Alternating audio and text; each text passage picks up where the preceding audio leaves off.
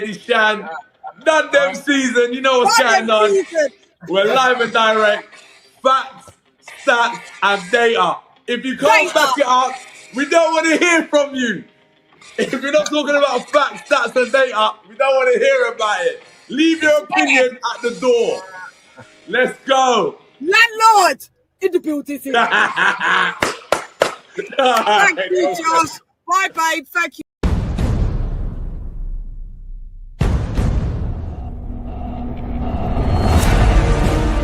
The Hall of Fame. Big box sale.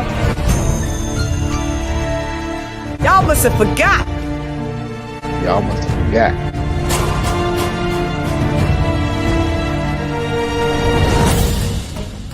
In the building. Attention.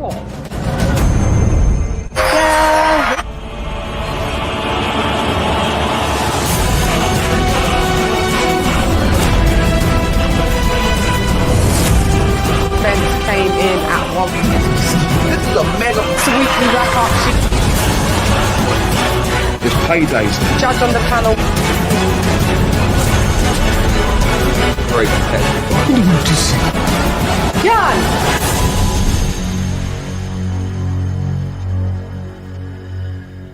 T-minus 30 seconds.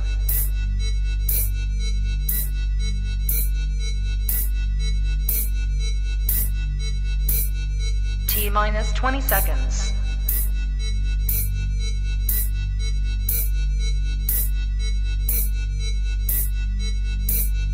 Ten, 9, 8, 7, 6, 5, 4, 3, 2, 1, 0. Yeah, shot. Fight.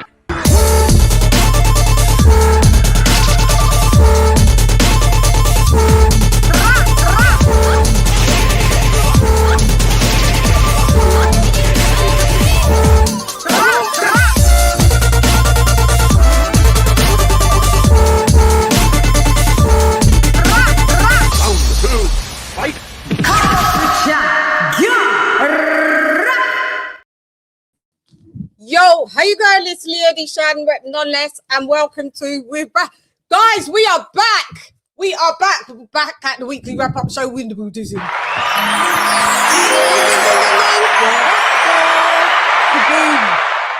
of my people with Liddy again. Liddy again. Liddy again. Yo, we're Liddy again. Oh, dear. Wonder shall I've got a slight little biker look here. I don't know, shall I rock the look all the way through here? Don't want any wardrobe malfunctions, mate. It's a bit warm. That's why I didn't have the collar on. Is that the right way when you're doing it on the... Okay. When you're doing it on the camera. Guys, I hope you are well. Oh, okay. Yeah, it's kind of giving me military style, this Adidas. Colonel Jessup, did you order the code red? You don't have to answer that question. I'll answer the question. You want answers? I think I'm entitled. You want answers? I want the truth! You can't handle the truth! Can't handle it. Can't handle the fucking truth. Anyway, we're in the booty.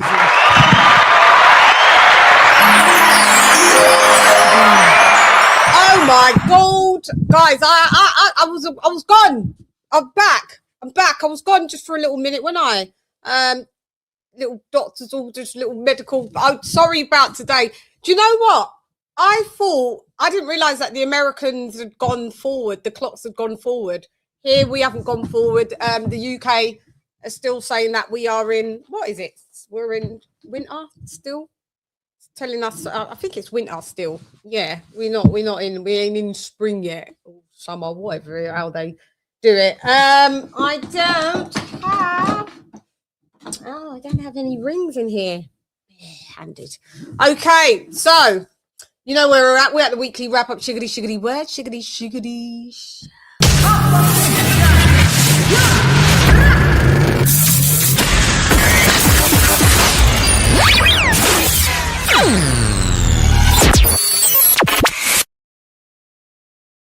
Viso, come through like the Mayan woo. Let me just put that, by the way, let me put the Link in the chickadee chat. Hang on, let's go. They be changing all the settings on here. On here. No, I think I need it back green. I've had enough of the blue. The blue, it's not Lady Chann with it being in blue. It's just not. Let's just get this setting sorted out. It's not, is it? Hold on. I hope you guys have had a good day though. She is I and I am her. Oh. Style. There it is. Just have to yeah, we're going back to the come on. Not that. Oh, we could have that type of green. Let's see. What type of green are we on? Don't like that green. Don't like that green. I want a palette. Okay, we can do that one.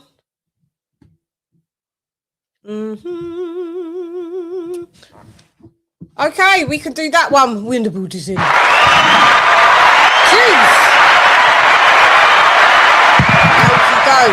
So I'm introducing. Introducing.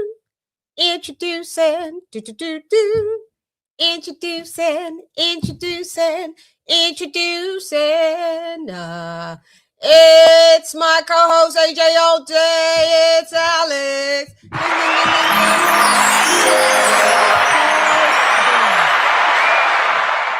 What up, Mic check. Mic check. You hear me? Yes, I can hear you loud and even clearer. Sweet. This is what I need. I can hear you loud and clear, hermano. Loud and clear. What's up, everybody? Good to be here. Good to see you, Chann. Oh, we back. We back in the Buddhism. We back. Finally got there, didn't we? Yeah. We back. Okie dokie.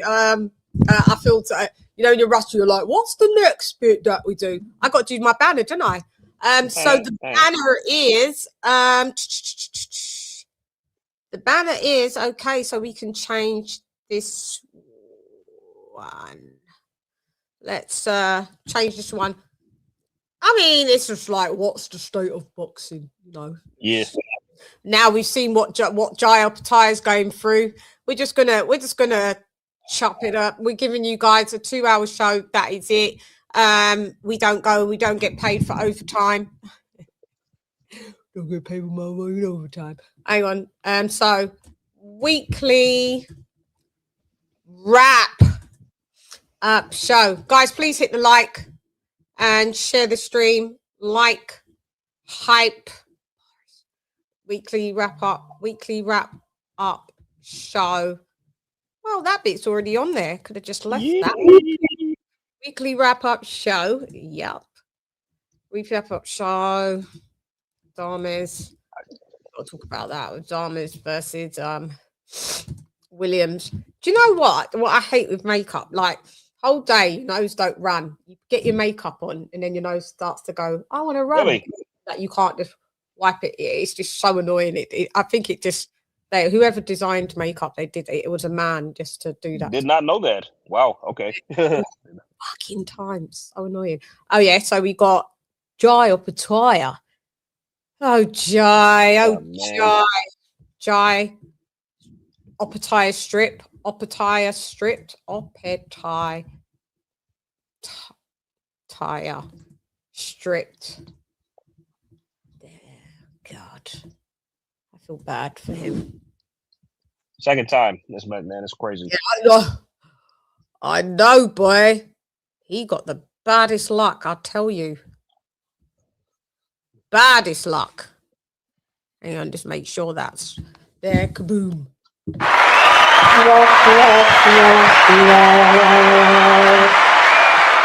Jeez. Okay, it's the line lighting on my lappy.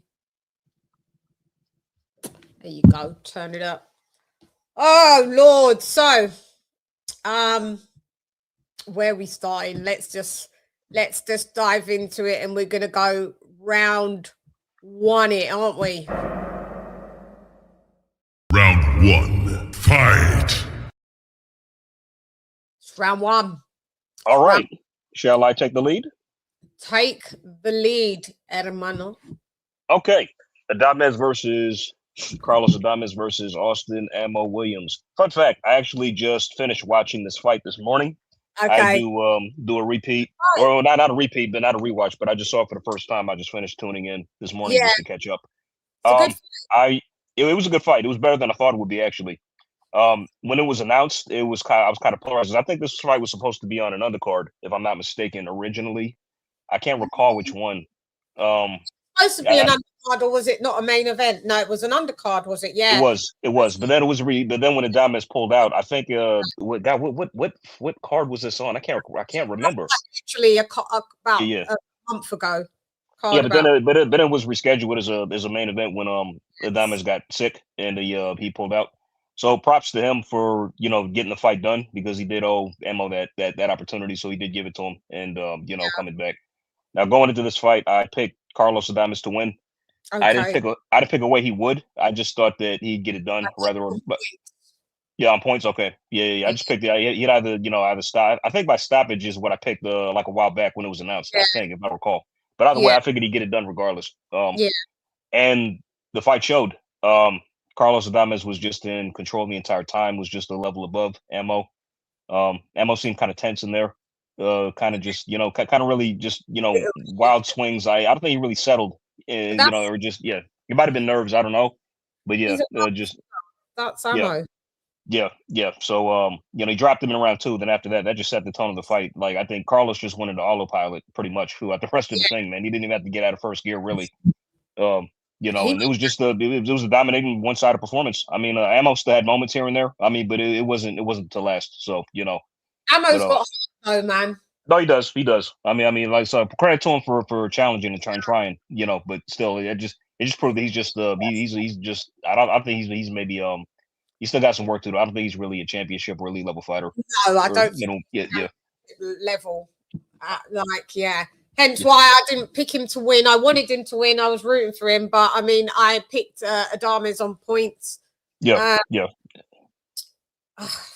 Poor Ammo. I mean, what's funny, like I picked Shiraz to stop him too when that was announced as well. I picked Shiraz in over that fight, and it happened, but because I just think like Shiraz, because I just familiarized myself with Shiraz before that fight because I didn't know much about him, and after watching this performance, I'm like, Shiraz is probably gonna stop this dude, and he did. So then now with Adames, pretty much, I thought the same thing. But question I wanted to ask you: do you think that like Adames didn't get the stoppage because he was kind of like weak? Or he needs to probably move up, or maybe he was trained a little bit? I think he can definitely move up to 168. He's going to, by the way. It was just announced like I think like an hour ago that he's going to move up to 168. Talks. I go to ask, then he talks. Sorry. Bitch. Continue. My bad. I don't know what you think. Sorry, my bad. Go ahead.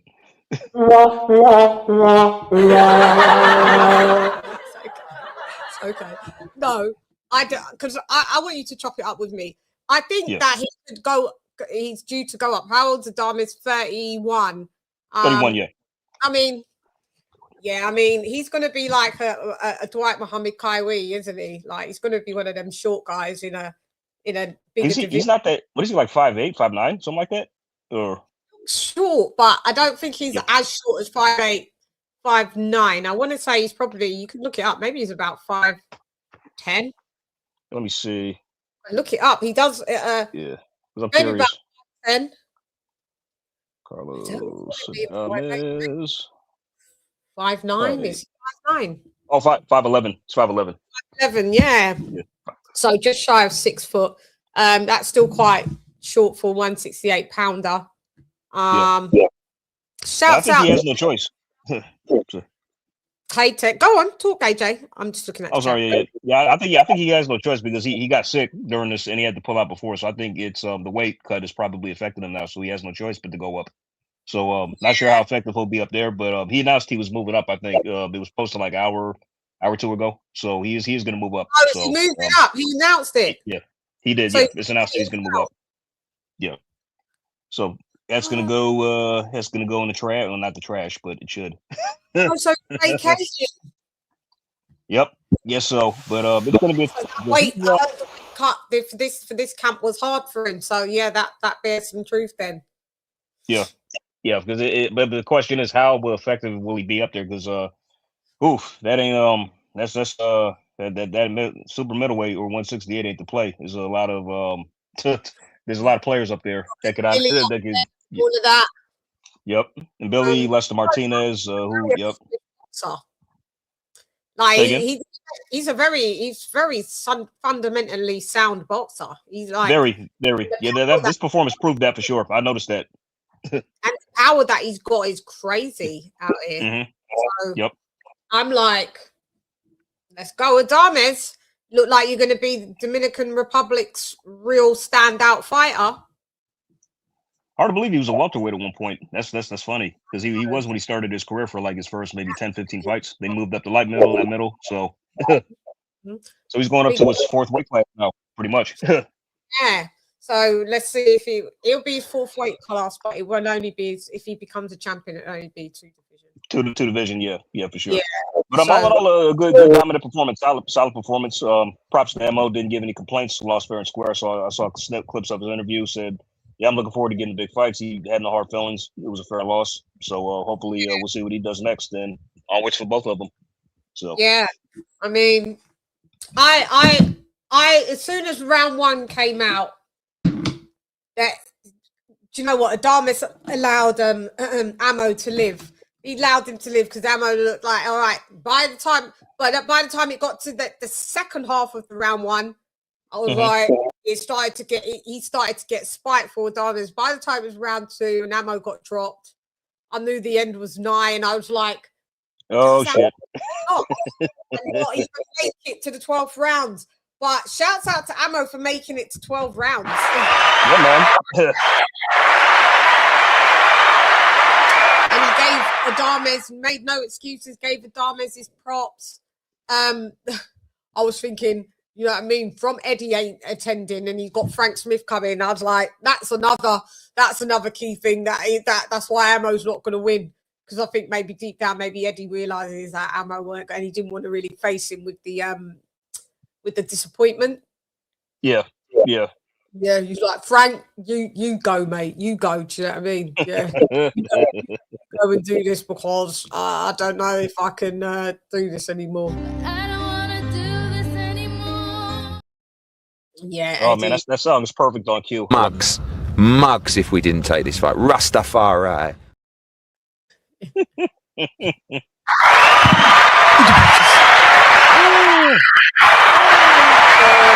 Yeah, so it was an eventful.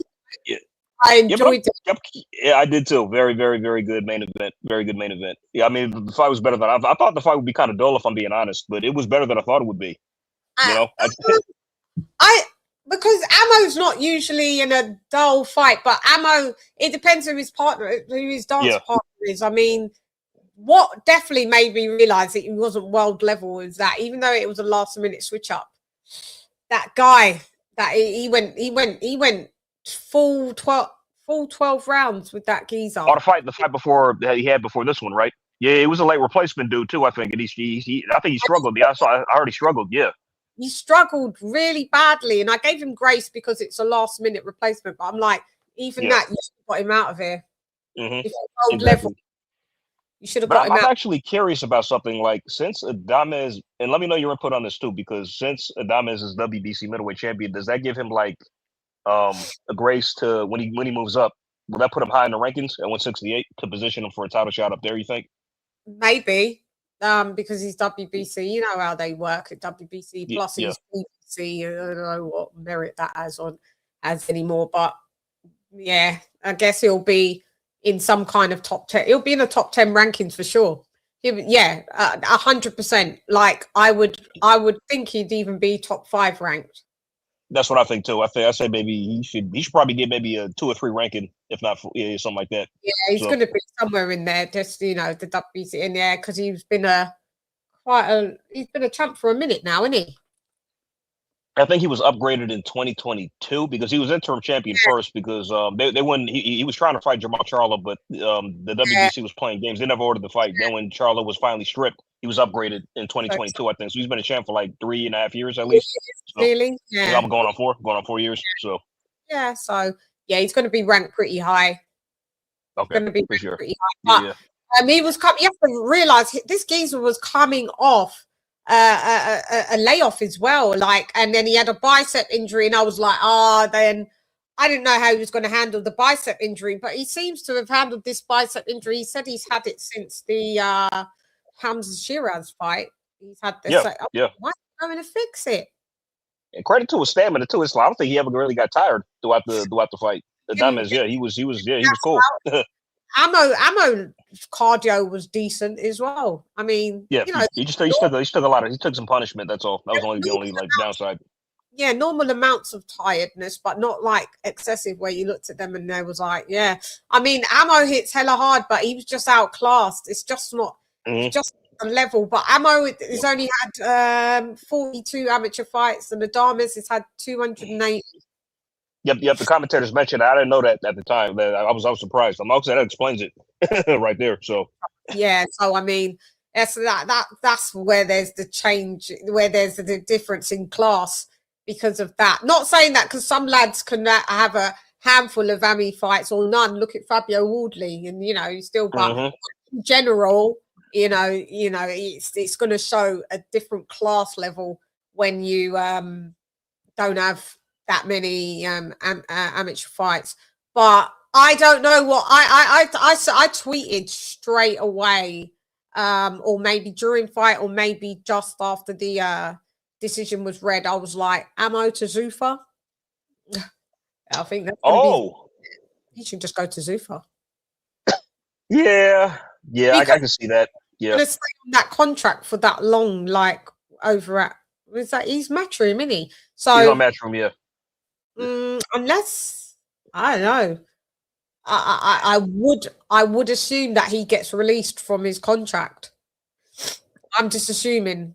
That's what I'm not sure the extent of it or how many more fights he has, but I don't. But I don't actually see that as a bad move, to be honest. Him going to Zuffa. No, so. I mean, yeah, because I mean, if you're not, because at this point in time, you might need to hone your craft a little bit. And at Zuffa, you might be able to do it. Zuffa might have you on a 3-fight deal, and then you never know. You might be polished enough, and then you end up going back up into, you leave and you go back onto, the 4 bodies, sanctioning bodies radar, and see if you can grab a belt there. I'm introducing, Introducing.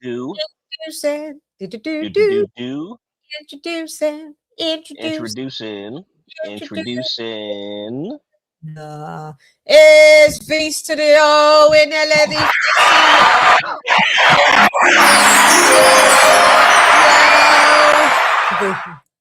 What up, Biso? Yeah. What's up? Daya. What's going on, man? Same way. Oh man, work, man. Balancing work and YouTube life. Where you see me? I feel where? I know. Viso's like, I got to give up one, YouTube or work. I don't want to do this anymore. It would probably be YouTube. Yeah. But yeah, I know the balance it can be tough at times, and all the different people going live, and plus just with life, it can be a little, thank you for making it, Viso. We're just talking about Ammo going to Zuffa. Do you think that would be your best bet? Because I did tweet that out at the fight. You know what? He could be facing lesser competition. So if that's a move, but primarily I think he should take time off, man, because he took a beating from Carlos Adames. I mean, obviously he's going to have to. They're going to put on. If we probably pull up his box rec, he probably has been suspended for at least. His brains are scrambled. Got to be scrambled eggs by now. Yeah, at least a month. You'll see it. He'll probably, if you pull up his thingy, I can guarantee he's probably got a minimum 30-day suspension on there because of the beat. So, but I mean, after that, do you think it's just maybe just be worthwhile that he just actually goes to Zuffa? I mean, because it's like I said this myself. Like after that, I think he's done at the world level. Like I don't think he ever was world level, was he? He wasn't ever, but he I had a got question mark about him myself. he got an opportunity to elevate himself to that position, against Shiraz and Carlos, but he failed, unfortunately. Yeah, that's what I'm saying. I just don't think he's. What did you tell me your rundown of what you saw in the fight, and when did you know? And when did you know that it was just gonna go like it was just gonna be a car crash?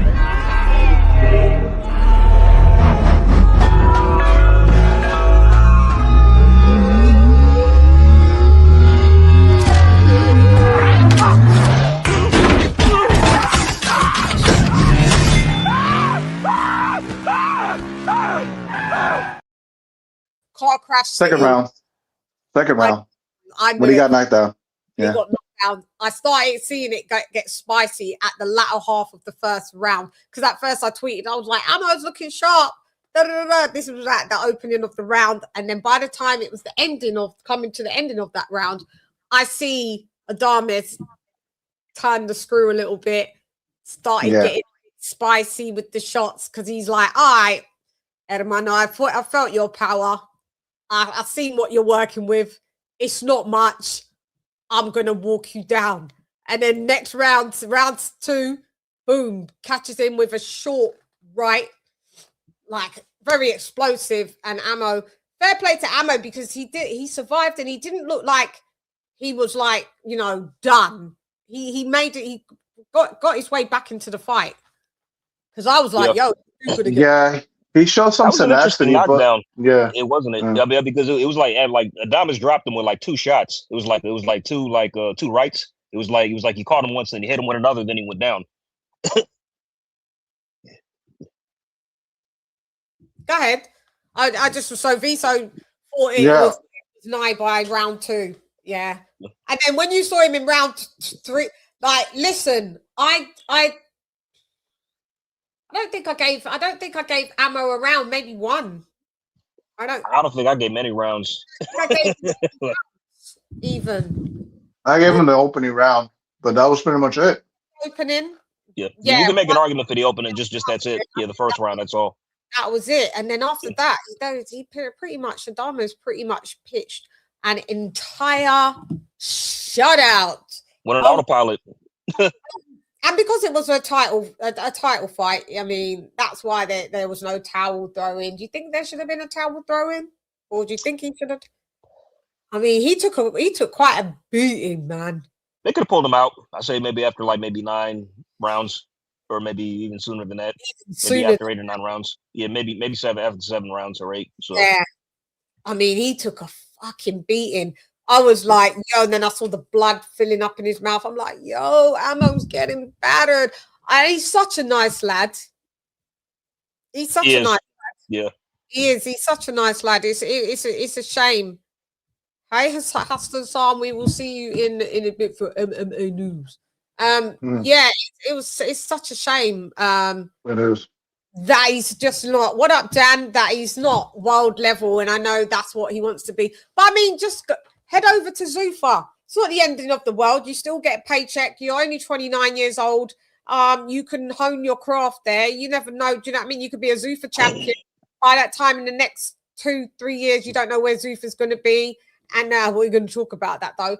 And then you may just want to head back over to the main shit again. You know what I mean? And then you might just be able to become a champion at 160. Who knows? He looked quite big. He looked like he soon would move to 168. Ammo, big lad as well, man. Big. Yeah, he can go up. He can go up. And he's got like really good power. Hits hard. Just couldn't put. But you know what? The couple of times when he did let his hands go, he had some peachy combos. There was one combo that he done. It was like a 6-piece. And it was fluid, and I was like, there you go, Ammo. He let off a few of those, a couple of times of them combos. Yeah. But do you know what? Adames just nullified a lot of his work. Showed a lot of great head movement too in there. Like he made MLS a lot of times. Yeah. And the thing that suits. Okay, so Adames, he was just walking him down the pressure. And then, but do you know what? What suits Ammo? Ammo is like mid-range to inside fighting. But then Adames started to match 5-5. But that's when Adames got caught with a couple of those shots because his coach was telling him stop fighting toe to toe, basically. Fucking use your jab. That's what Salas was telling him. Jab. He was screaming jab. Go to the body and then then come upstairs, come up top. But yeah, he did. But he did well. But I just think he didn't respect Ammo, and he was like, I can fight him toe to toe. It doesn't matter. He didn't care. Yeah. I mean, there's a thing that he does, man. It's some of those mannerisms that he has that kind of just like it comes off as weird. Like Ammo tries to intimidate you before the fight starts. Yeah. But you've been knocked out, man. Nobody's afraid of that. No one is bothered by that. It's like your arm is already just banded or broken. You know what I'm saying? Yeah. Was Ammo talking smack on the lead up? Because I wasn't really clued in on in the lead up to. Not so much the lead up. Well, maybe, but I mean, look, he made him wait like a couple months because this was supposed to happen in January on the undercard of Shakur versus Teofimo. That was it. Yeah. That was the. I couldn't remember which one it was. Yeah, thanks. Me so much. Yeah, and he was actually trying to psych him out during the weigh-ins, and that didn't work on him, man.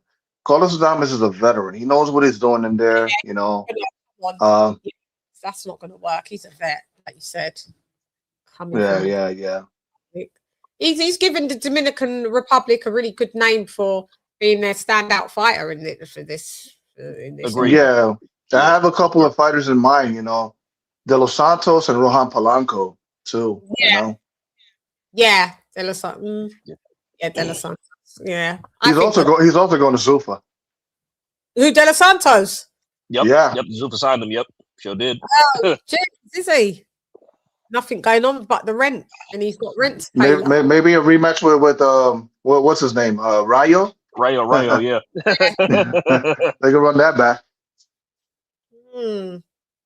Yeah, I'm just interested to see like what all of these fighters are going to look like at Zuffa and who they're going to fight, and because what's their roster looking like? I've seen it. They've got a lot of fighters, but not really not a lot of big names, but like there's some guys that are like okay. There's some notables, some notables, but not like elite. Like, like Shane Mosley Jr. He's over there now. They just signed him.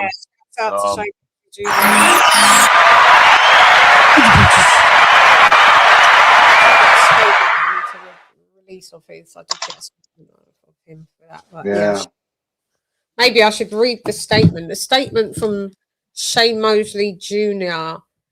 goes, it is short and sweet. Where are you? Where you at? Let me try to find the Zuffa list and send it to you. Yeah.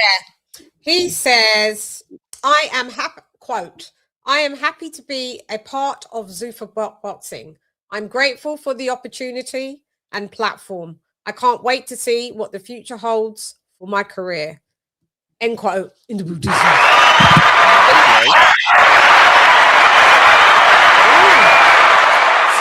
Good luck to him. Yeah. Best of luck, man. He left Oscar. Well, Oscar didn't renew the contract, so Oscar's I mean, Oscar wasn't really interested in building up his career, so no, he wasn't. Not yet. Yeah, you're right. By the way, Chann, since we're on the subject of Zuffa, you see my title right below my screen name? Let me make you bigger. I bet your girlfriend said that to you as well. It says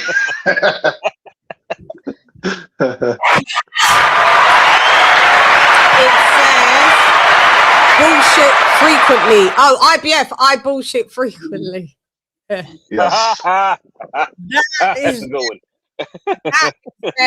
I bullshit frequently.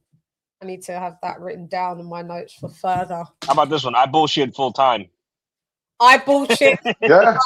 I bullshit for fun. Mm-hmm. I know. You know what I mean? Use all these, man. They're all good. They're all great, man.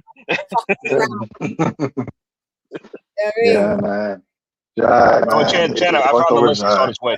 I'd be frauds because they took his money for that sanctuary. Yeah, I'd be frauds. That's a good one, Chann.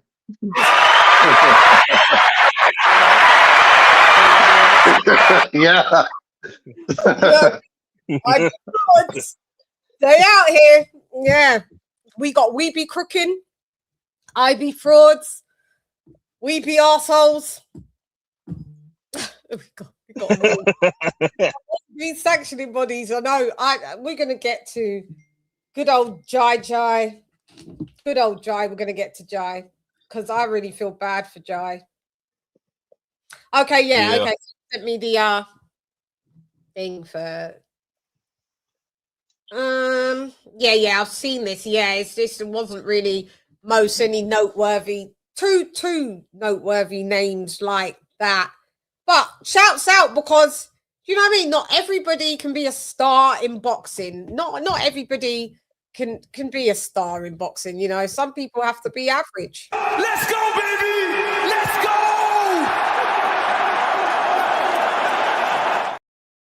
You know what I mean? They all can't be. You can't do that. No, yeah, they all can't be Canelos. They all can't be Crawfords. You know, they just can't be. All just literally the top 1% is the ones that are making the money. You know, Canelo Guard, he's a hell of a fighter, man. Yeah, he's a hell of a fighter. He's a hell of a fighter. He's a 5-star fighter. So yeah, so shouts out to I wish all of these boxers a very good luck and good journey, and I hope they get what they want to get. I hope this turns out to be a great thing for boxers that are at the lower tiers. You know what I mean? So we shall see it and call it as it moves along. Just remind people where we are at the weekly wrap up. Shiggity words, shiggity show.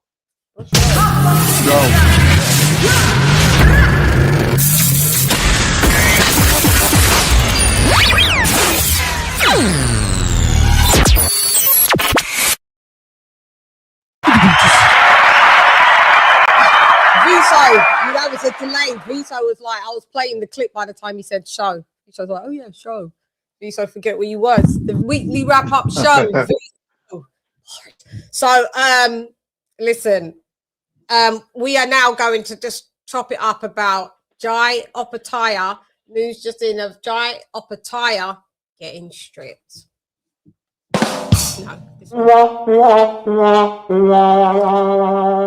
You guys heard what I said on the group. Did you hear what I said on the group, Vise? Did you hear what I said on the group, AJ? About because you know Viso said you got to get his money back.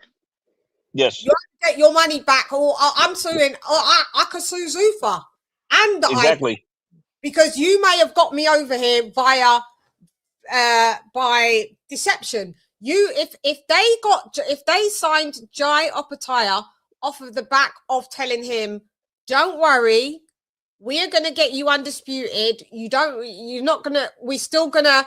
I know we say we don't recognize the belts, but we're gonna for your journey, we're gonna be able to unify you within the 4 sanctioning bodies.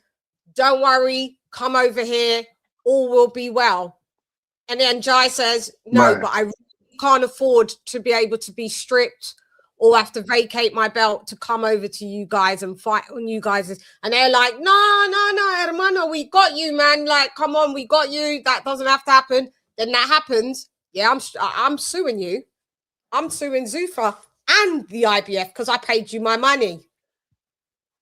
Yeah, I mean, it could have been like a coercive way to get him to sign by telling him you're gonna be undisputed, but they didn't specify it.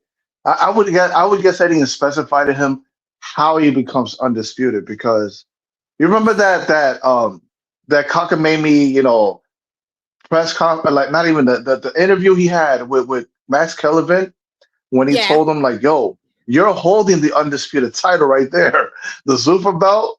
That's it. You're undisputed champion just by winning that.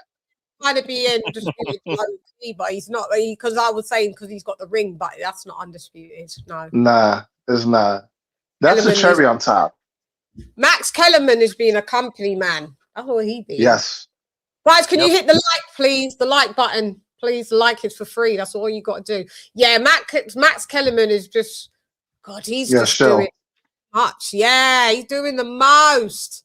He is doing the most, miggity most, and I just don't like it. I mean, do you see my point that I'm making, though? If they've got Jai via those premises to sign via those, but that criteria, Jai's got a good having to sue them as well. You know what, Chann? It could be that they probably told him, like, yeah, we're going to get Benavidez.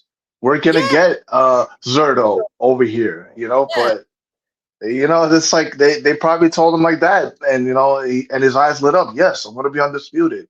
But, and you know, they was like, we don't recognize that, you know, as soon as he was about to fight, then Zuffa was like, we don't recognize the sanction, because the IBF was allowing the belt to him to still keep the belt. The reason why they then went into the stripping debate was that as soon as the fight was coming up, Zuffa come out. Well, we don't acknowledge these major sanctioning bodies as belts. So the IBF was like, yo, we said it was cool for you guys to, you know, if you're saying that you're not a title, you guys are not a major title, you're kind of like a trophy squad right now, then he's not conflicting two different championship belts and cross-platforming like that. That's the reason why they let him still, but then Zuffa almost sabotaged the shit. Yeah, I mean, because it's a very confusing situation, because, like, all right, so but the fact is, like, he paid his fee, so the fact that he did that, okay, well, let him defend his belt and keep it. You know, I mean, who cares what Dana White said? Just whatever else. I mean, that's a confusing situation in and of itself. I mean, I wish he make up his mind. Maybe he changed his mind. I don't know, but it's like you shouldn't be like saying like you don't want to work with sanctioned bodies, but then you let him pay the fee still to defend the belt. And it's just a mess, man. This whole thing is just a mess. It really is. It is a mess. I feel bad. But here's the thing, though, AJ. If Dana White's not fucking with the sanctioning bodies, why would he tell Jai to pay the sanctioning fee? I would guess that it would be his manager or one of his promoters from Tasman that'd be telling him, "Yo, pay the fee, hold the belt." But they're not gonna recognize it though. So we're just paying them so we can hold it. You know what I mean? Mm-hmm. They're not paying. Jai's not paying them to sanction the bout because Dana White already put it out there. We do not mess with the sanctioning bodies. Mm-hmm. So they were looking at that. The IBF was looking at that as like, yo, we can't make money off that fight that he's having against Brandon Glanton. Yes. And I'm like, well, he just paid you the money, so why would they just strip him just like that? Because they're holding a belt that doesn't want to be, you know, paired with the other ones. Okay, but you have other fighters that, you know, they have a IBF belt and have another belt that they don't even acknowledge. Like for instance, there's somebody out there that has an IBF belt and an IBO belt. Is the IBO belt a major sanctioning body? No. Nope. So, you know, where's the conflict? Where does that come in? The conflict of interest that they're arguing. You know? I just think it's because they felt disrespected. They felt dissed when that was a slight. They felt slighted when Dana said that shit. Yeah, Zuffa shouldn't have But see, that's the thing. These sanctioning bodies, they're too overreactive to what Dana says. Yeah. When he says they're beating up babies and stuff like that, he wants them to respond. He wants them to throw mud. But the sanctioning bodies are like, I don't know, they're too high strung. You know, if anything is wrong, they want it. Oh, we want the belt back. It's like, guys, you're gonna get your money regardless. You know. Yeah. Seriously, it's like as long as you're getting your fees and your champions are abiding by the rules, you got no right strip. Like just shut the fuck up and sit the fuck down, man. Yeah, I just think they start bitching up, don't they, when they feel hurt? Like all right. I mean, Chann, like it's like recently the WBC is trying to crash the Zerto and David Benavidez fight by putting some fucking belt on the line. It's like they're not even fighting for your fucking titles. What the hell are you? So what's gonna happen? So what's gonna happen to Noel McCallion, who's a WBC champion at cruiserweight? Hello. That's not marquee value. They just push them aside. It's not. You're right. There you go, Chann. It's not about merit. It's about money. It's about money. And Rizzo Suleimani's just the biggest money. I remember when this fat fuck. I'm sorry to curse, but yo, he was throwing shade at the Ring magazine, which is a free belt. Oh, they're not even a sanctioning body. They're a magazine, of course, but they don't fucking overcharge their fighters for holding the belts. Yeah, they don't charge and shit. They don't hand out their belts like they're fucking flyers in the streets. You get a belt. You get a belt. You get a belt. I know. Yeah. They actually commission the monarchy of UK that makes their shit and pays 180,000 to give you a one of one like kind of belt like of their ring. Yeah, with these lot WBC Diamond, WBC, BC, WBC Gold, WBC. Yeah.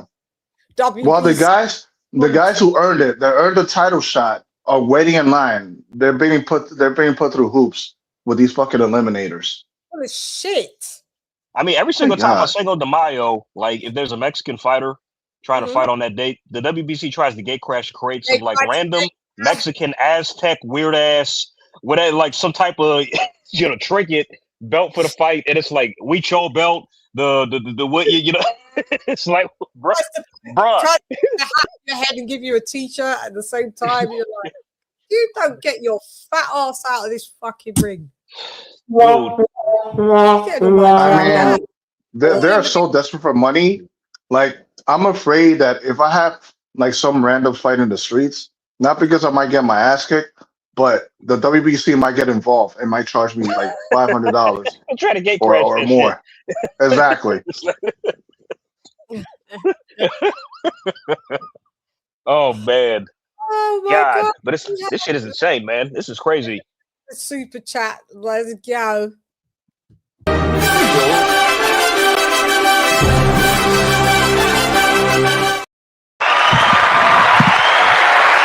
Shouts out. Cariño en el edificio. Muchas gracias. Chann looking fine as always. The finest is in the booties. Makes me blush. Well, if I'm that fine, Julius, you're gonna have to up it from $1.99 to at least $5, man. My fine. You're fine, but you're only $2 worth of fine. God damn. Come on, Thank you very much, Jules. Thank you, Carino. I appreciate you. Muy apreciada. And we do have another one. I haven't seen you in a minute, mister. Where you been? God damn.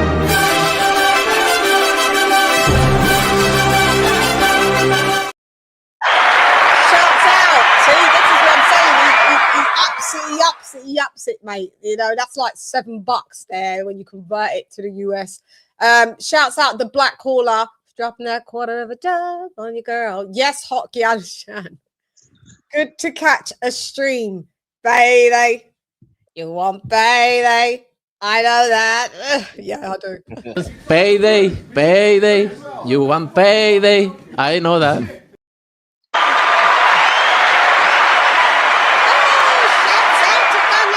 For the payday. That meme is never going to get old. All of those free memes. Get the fuck out of here. It's my night. They're never going to run out.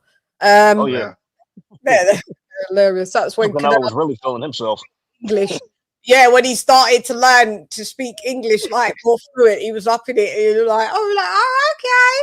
Is that what you're saying? Oh, okay. When are you going to fight Benavidez? Do you understand that? No. No entiendo. I bet Chann, once he loses the B-ball, now he don't know English no more. So yeah. I already lost to Crawford. Yeah, he need a translator. After that, nah, you know what's funny? When Triple G lost to Canelo the second time around, yo, he gave an interview and it was exclusively Russian. Like no translator, no happy to be here, no big drama show. Fuck all that. Fuck that gimmick. I'm fucking tired of this business. I remember stating it, and I remember going, Triple G speaks English though. And then even for the coming up to the third fight, I remember they was doing like was it kind of like a gloves are off type of thing, and Triple G would not do it without a fucking translator. And I was like, yeah, but you know what they're saying. Come on, Triple G. I don't know. He just felt to be difficult. But yeah, that's true. Canelo stopped speaking English when he lost, and Triple G just went to Ruski.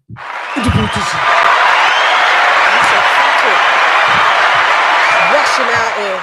In the next fight, I might be fucking Korean because I am half Korean. Ain't he half Korean as well? He is. Yeah. Yeah. Right. Another super chat. Yeah. So the next fight is just might be Korean, mate. You know what I mean? It's just multilingual stuff going on here. You know what I mean? It's depending on our mood. But the Canelo one, he said, "No, I do not. I can't. When I'm this mad, I can't even think of any English words." Yeah, that was hilarious. Yeah. But I guess that can kind of happen because your primary language will dominate in high stress situations, because the second language is the second language that you have to think about more, whereas the language is the one if you are stressed, maybe even super happy or super sad or super angry, your primary one is going to be the easiest one to get your buzz off. That's it. You ain't got no time to think of verbs, subjugations, las frases. No, we ain't got time for that shit. We ain't got time. We don't know if it's masculine, if it's feminine. He don't give a fuck. Canelo was just like, I ain't got time for it. Spaniel, that's what it's going to be right here. Espanol, okay. Boom. That was hilarious because everybody pointed it out as well. I remember we was in the group, we was actually laughing about that, weren't we, AJ? When he was like, "Oh yeah, that was hilarious." Yeah. Hey, guys, give me 1 second. I gotta do some work stuff real quick. Be right back. Oh yeah, no problem, man. This super chat. Shouts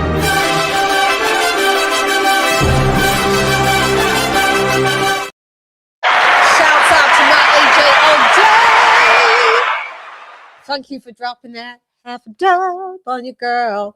Thank you, AJ all day. Mwah, mwah, mwah. Right back You're at welcome. you. Thank you so much. Yeah, we in the booty.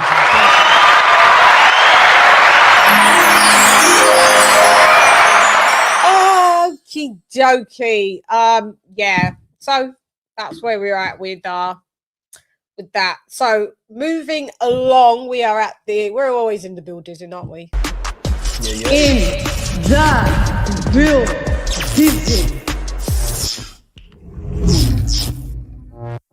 In the building.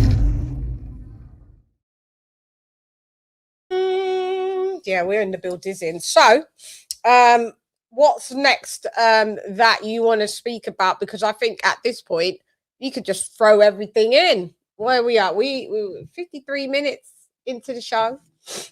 I would talk about. Oh, sorry. Go ahead. No, you go. I didn't see Lester Martinez fought over the weekend. I didn't see that fight. Did you watch it? No, because it conflicted. Right. Yeah. He won in dominant fashion. So he's I saw it. Yeah. It was a unanimous, wasn't it? Oh yeah, unanimous decision. Pretty dominant. I heard. Who was his opponent? Emmanuel Alim. I think that's the guy's name. Emmanuel what? Emmanuel Alim. That was the guy's name. I think I heard of him before, but I never seen him fight. So I don't know. I know nothing about him, but I was happy because where's Lester from? I thought he was Mexican. He's Guatemalan. Guatemalan, yeah. Yep. To Lester Martinez. Soy campeón del mundo. Yeah, but I don't mean to be a hater here. I don't, but I have to add something. It's like he was actually emotional. Sorry. I said, insert the hate now. What are you going to say that is going to be? Oh no. I mean, all right. Like credit to him. He's the interim champion, but he said, "Your mom."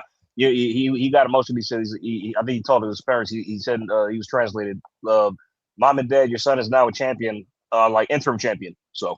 Yeah, it's not even. It's not champ, and he called himself campeón del mundo. That means champ. Yeah, I mean interim, but yeah, but, you know. So not the mundo world champ, right? And so I was thinking, oh my god, he's a champ. But no, you're right. It was for an interim belt. WBC interim. So pretty much what Christian and Billy had, and now he's full, and now Lester Martinez has it. He was even crying and everything. What, for an interim title?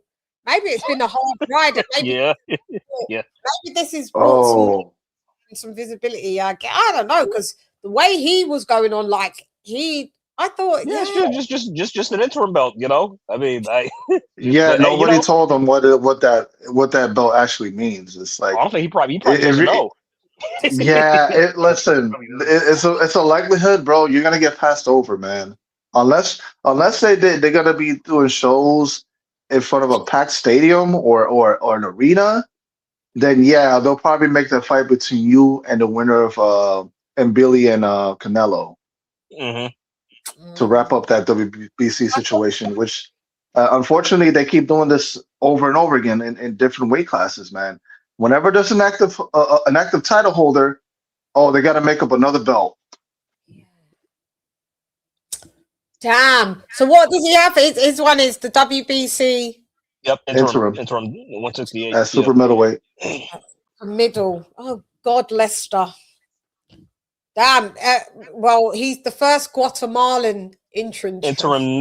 Yeah, to be precise, and we're not hating. We're not hating. We're just telling you the facts. Just clarifying. That's it. Yeah.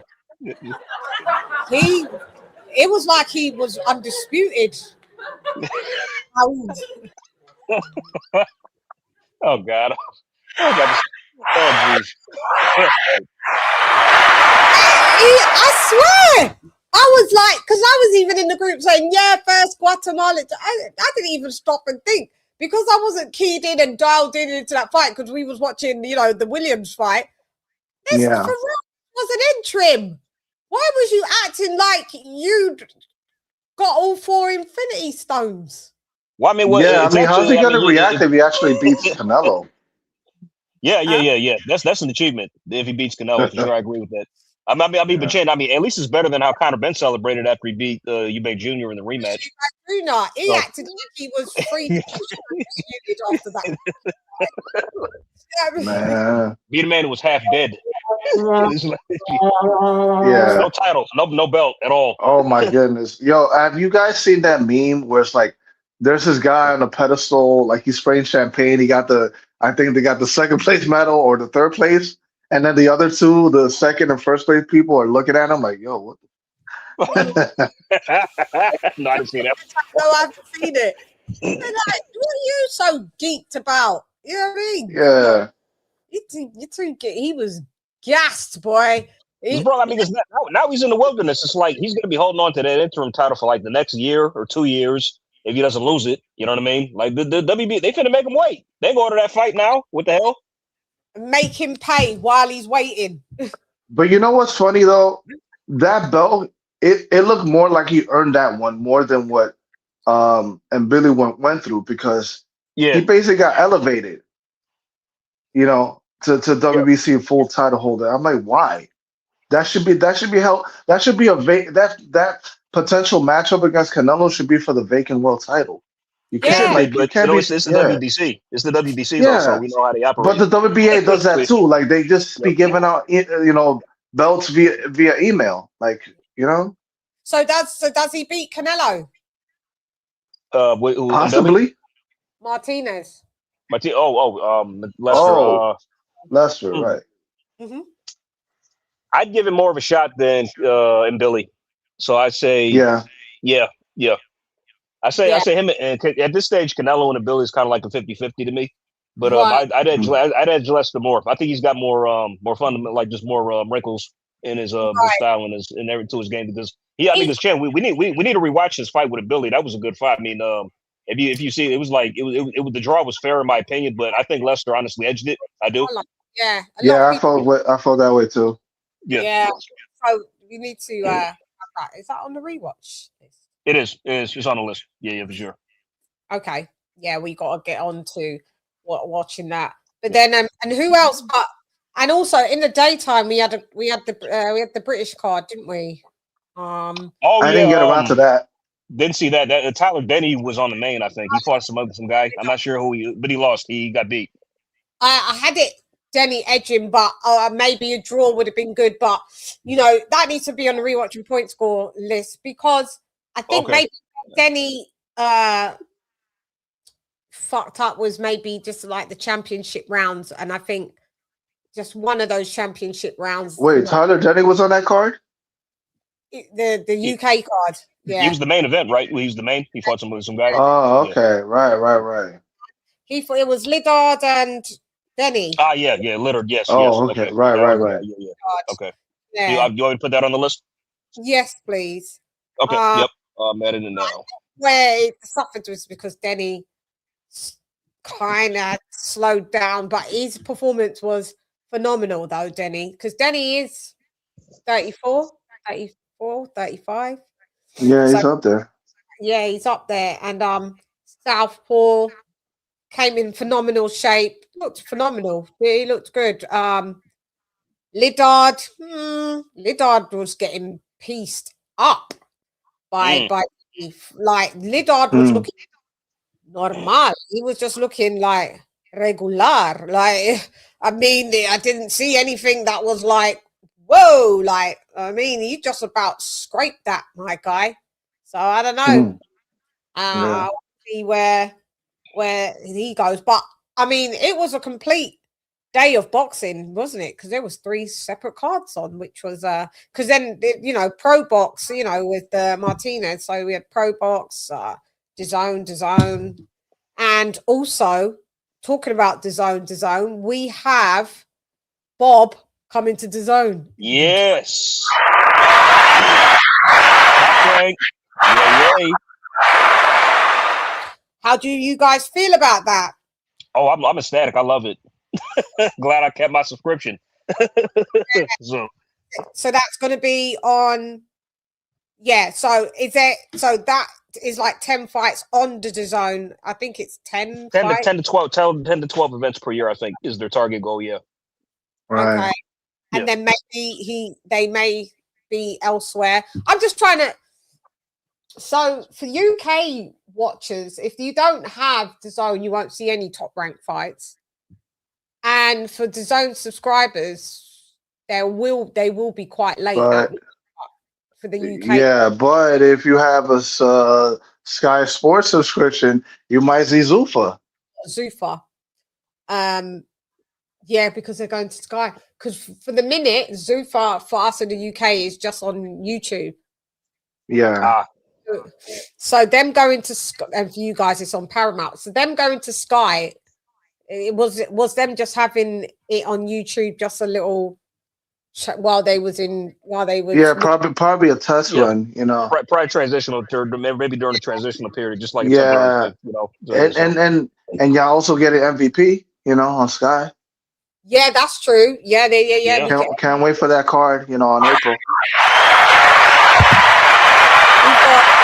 Talk about that, Visa. We got the girls coming up. Who's fighting? Caroline Dubois and Terry Harper. And Terry Harper will be headlining. She is Caroline Dubois. Be mean, guys. If you want to join up to the membership, the Shannaholics. Go ahead.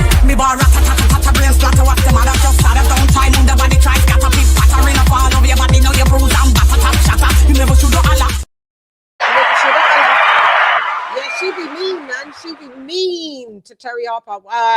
What are you guys saying about that fight? I can't wait for that fight. Oh, me too. Yeah, it's going to be a good scrap. I don't think that I think I'm picking Caroline to win, but I don't think it's going to be an easy out. She walk in the park. I think Terry's going to give her some work first. So, you know, I'm expecting Terry to give her some issues. What do you think? But I know. Sorry, go ahead, Age. Finish. oh no, I was done. Good. Yeah, Yeah. So you think it's not going to be a walk in the park? Viso share the same sentiment. Oh, Viso's muted. You know what?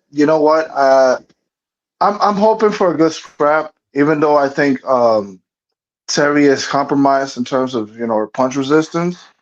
I have seen in the face-off that her arms are getting bigger. Yes. So hopefully that means something that could probably give Carolyn something to look out for. But I got Carolyn Dubois by stoppage.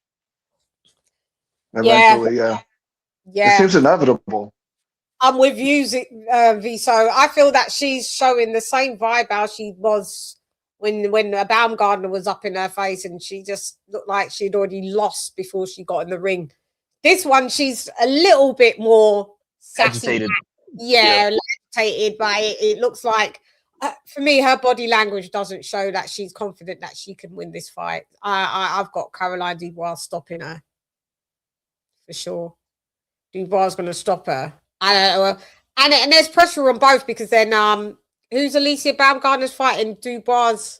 Bomi Ray Shin. Yeah, the chick who gave her issues last time. So I think they're setting them up to fight. They got to be with opponent choices like that.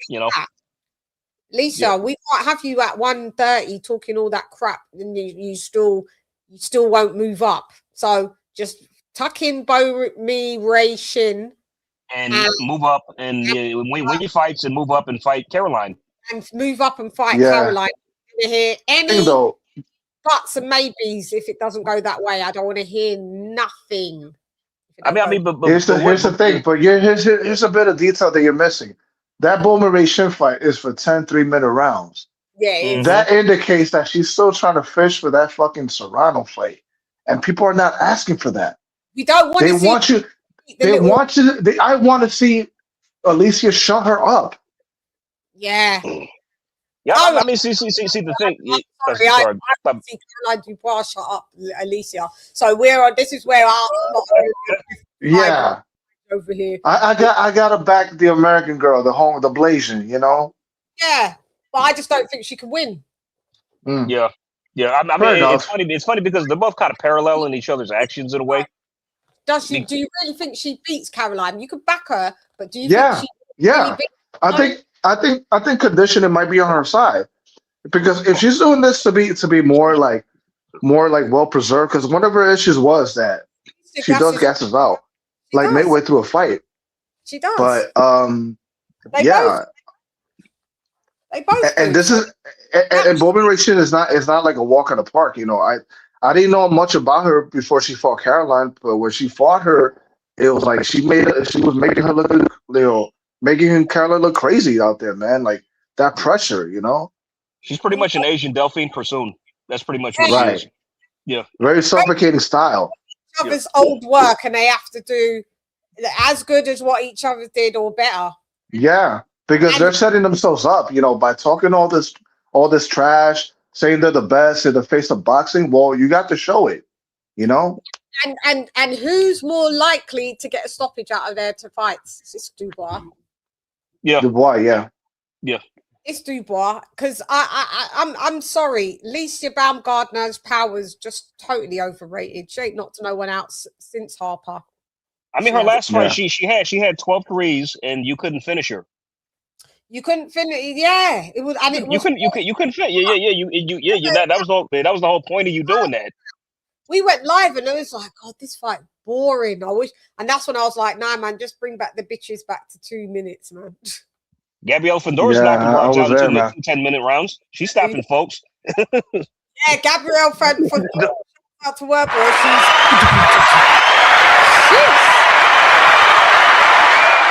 Yeah, you're not doing girls like Fendora is. Like, we don't want to see Serrano versus you, Lisa. Stop pandering. We don't care. Just move your big ass up to 135.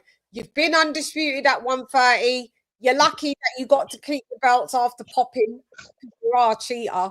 And then and then to go up to 135, that's what you're to do. We don't want to hear barking and trying to pull up little tiny, girls up. We don't want to do it. Yeah. Nobody's You can't thirst trap your way out of this, man. You got to move up. You got to face it. You can't. I wish she stopped doing that. It works every time, I know, because I keep liking her photos. So Of course you do. You forget like the stuff that she said. Like, it's crazy. All this inspirational quotes and stuff. Like, come on, I know. Like, but yeah, it's crazy because us females that are in the game, this is a male-dominated sport. If I acted like you guys over the male fighters of how you guys act over female fighters, I wouldn't be credible. Yeah. So you guys got to sort it out. Sort it the fuck out, man. We really do. I know. Yeah. Bitch, come on. Sort it out, because I wouldn't be able to do this if I was just like you guys. This to every good-looking male fighter. Well, I just don't really see any flaws. He can do what he wants because he looks good. Yeah. To play. We're here to play the sport. Well, we're here to compete in the sport because you don't play boxing, and she's playing everybody with that. Right. Looking good. No, we just here, bitch, to see what you do. And you can do what you do looking good, but the looking good doesn't come before doing what you do. Yeah. You want to be the face of boxing, the face of women's boxing in particular. Do some face of women's boxing shit. Shit, that's all. Yeah. And once you do that, we could say, damn, she looked good doing that too. Yeah, that's fine. But don't try to put the before the talent. We don't give a fuck about that. Yeah, we're not here for that, love. Do you know what I mean? Go to pageant world. Hate it. Yeah, I'm not. I've noticed a similar pattern. Stop this simping shit now. Start judging on the fucking. You can like the pictures. I'm saying start judging on what she's doing. Yeah, I mean, Chann, like, honest, I'm being honest, like, as an Alicia Bumgarner, I haven't been impressed by her recently. I haven't been impressed. I've been criticizing her. I have recently. Yeah. Her last two performances, like the one before that, she looked terrible, man. The hell was that? I just don't think like Derek James is the right trainer for her. No, because he's not. He weren't the right trainer for Anthony Joshua. Why'd you leave Cody Harrison, man? You should have stuck with him, dude. I've said it. He's not. He's only the right trainer if you are flat-footed. Look at Anthony Joshua. Look at Alicia Baumgardner. They are athletic and fleet-of-footed fighters. You go with a flat-foot coach, he's only going to make you Errol Spence flat-foot. It don't. Yeah. It doesn't. She's a boxer puncher. She's a boxer. They're both boxer punchers. Yeah, I've not. No disrespect, but respectfully, I'm just not high on the Derek James shit, mate. Yeah. I'm not high on the Derek James stuff. She needs to find another trainer. Find another Jonathan Banks. Jonathan Banks, who had Cecilia Breakhouse. Yeah, that's not a bench out. Go ahead. Go over there. Go over there. Do something. Because her fights are getting boring and boring and boring per fight. Yeah. I mean, it's Chann, your point, like her last fight, your point for the whole 12 threes was to stop your opponent. You didn't do that. You still didn't do that. Yeah. You couldn't get her out. Not so much. Well, not so much like to stop her opponents, like to be given more time to go for the knockout, but like be more like have a gas tank that could get you far, But she's like, I don't think she's known for that, because like, look, when she fought Michaela Mayer, right? I remember this. I was in the live stream with you, AJ. You was on her ass, like, yo, come on, like push the work rate, push her, like, and she just wouldn't do it because she's kind of stuck on either first or second gear, trying to look for the perfect shot, But she's not like that. She's not a volley puncher. It's a good fight. Even though we didn't get the stoppage, so we gave her some grace on that fight. We was like, all right, yeah, because I mean it wasn't boring. But then subsequently after them with who did she fight? Leonardo too. Yeah, Leonardo, and then she popped dirty. That's when it all changed. But even in that fight, she didn't really knock her out. No, she didn't come close to not stopping her in that rematch. Yeah. It was all because of that Terry Harper fight that we went crazy over her. Yeah. Got gassed. And I still get the grace after still not knocking out, like I said, knocking out Maya, because it was highly competitive and it was still fast paced. And I was like, you know, and it was very razor thin of who you thought actually won. At the time watching it, I thought maybe Maya had got it, but then we did a rewatch and point score and I had Alicia just edging it anyway. So I was mad at the outcome of her getting the win because I felt that she actually won. And that was a fast paced, you know, and then after that it was just starting to go like, you didn't knock this one out, and you didn't knock this one out, this one not even televised. Is it not? I was just like, yeah, this is no bueno para ella, because it didn't look good. He was like, because then after that, it's like, all right, so she goes the distance with Leonardo too. She dominantly won. She comfortably won that fight, but then she pops. Then she Delphine Pursoon. She has a fight with her, but that was a no contest because I think a head clash opened up by Delphine. But to be fair, I think honestly, if that hadn't happened, Alicia was on her way to stopping her. She looked like she was about to, Looked like Delphine Pursoon was getting wrecked. Delphine Pursoon's she's on her way out. She was like 5 years ago. Fighter, Taylor and all of those girls, you know what I mean? Like from Belgium, she's a phenomenal. She'll rag you the fuck up. I think she's a Belgian police officer as well. She is, she's a cop. So, I don't know if anybody's been there. They don't give a fuck. Them people they're tough. They don't give a fuck over there, love. Yeah. So I mean, it's no doubt that she reflects the country that she's from. Like Alicia, if she would have got Delphine Pursoon 5 years ago, Delphine Pursoon would have ragged her up because. Like a prime Delphine. Yeah, that would have been something to see. So. I'm not even gonna lie. I didn't even have Katie Taylor really winning the first Pursoon fight. A lot of people. Man. Fight. I had it a draw. So I've never had Katie. I know some people have had it more likely that Katie Taylor. I just feel that because she did better, but I actually rewatched it, and I think I was on then my guy Pro B's Pep Talk UK's show doing that, and I've never had Katie Taylor beating Delphine Pursoon, just like I've only had Canelo beating Triple G once out of the 3. Yeah. So this is a testament to Delphine Pursoon, is what I'm saying. She's tall, she's long, she's rangy, but do you know what? She smothers you. She just comes and she don't want to do. First of all, she's that side of the ring. By the time you look, she's just close distance, and then she's on you. Go on her back. She's a pressure fighter. By the way, Chann, she beat Bumby Ray Shin too. By the way, back in 2023 as well. The Delphine, yeah. So I mean, if Alicia got her, that would be a prime version. At that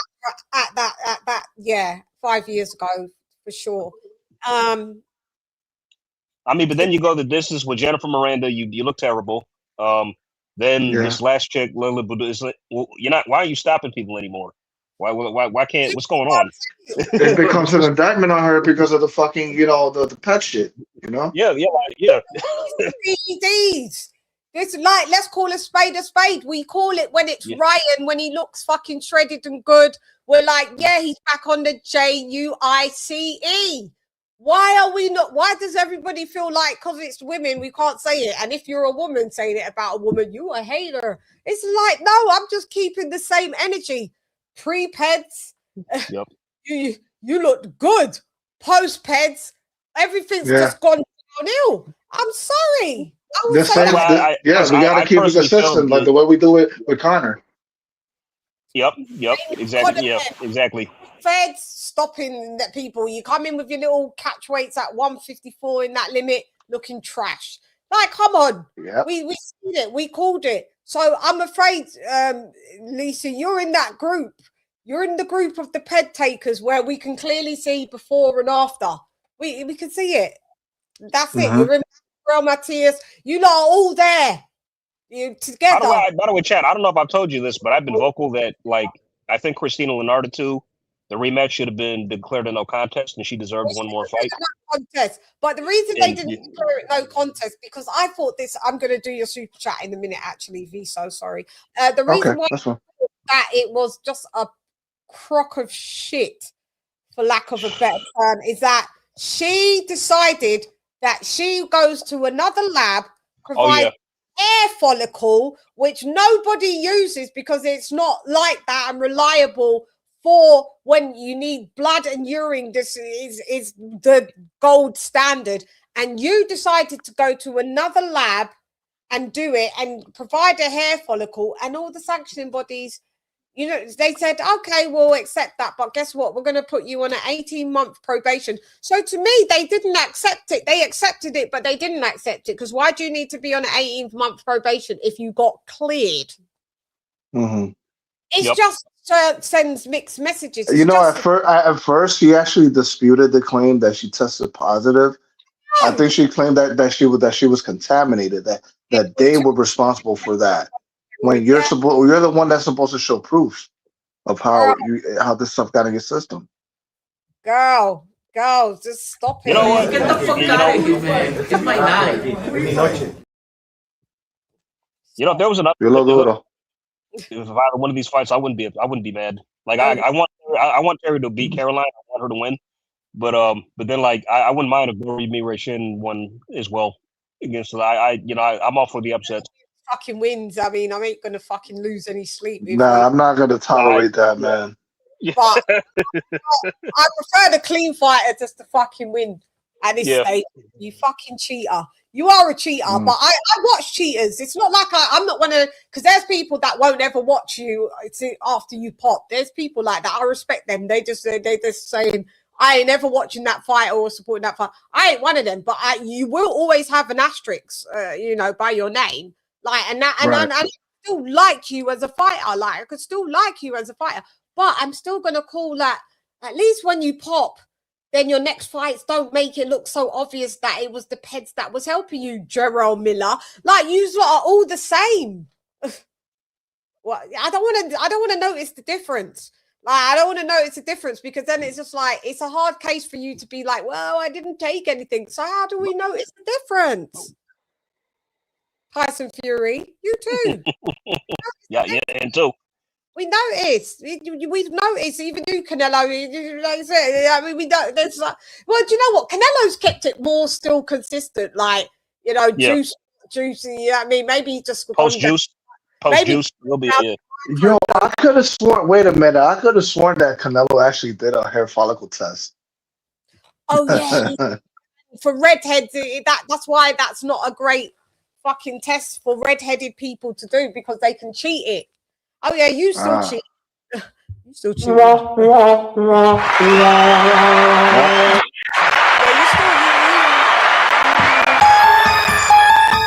Yeah, I mean, his asterisk was always there. It never came off anyway. Just because you're a hell of a fighter, you were a 5-star fighter, maybe you're a 4-star fighter, maybe you're 3.5 now, because maybe the 5-star was with the juice. That was, Yeah.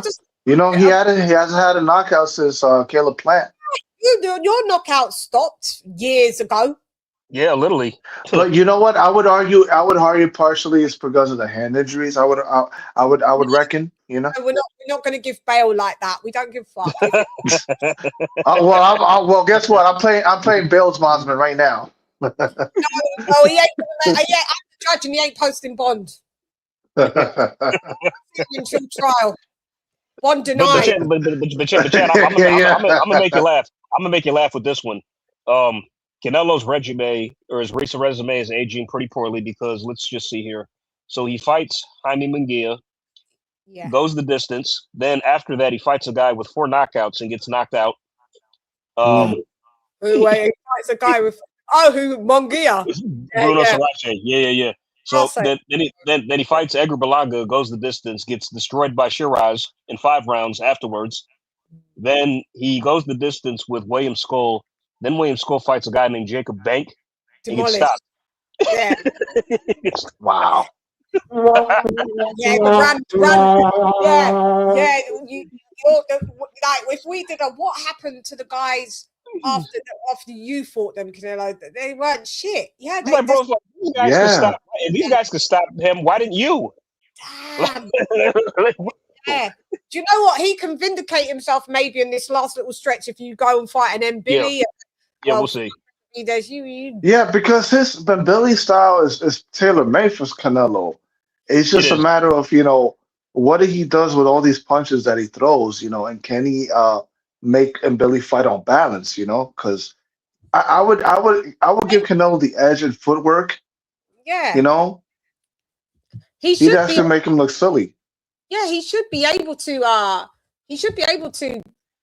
do Billy at this stage. I mean, I've got to see what Canelo's got when he comes back for real. The chat, the super chat. Get that out of the way, because we got a guest here. No, I just put him up there, just so you felt a part of us, didn't you? So I'm quite happy to be down. Don't worry, I'll come up when it's time to come up. I just put him there because he's been down there for a little minute. That's to the sun. Okay, so let's go. Super chat.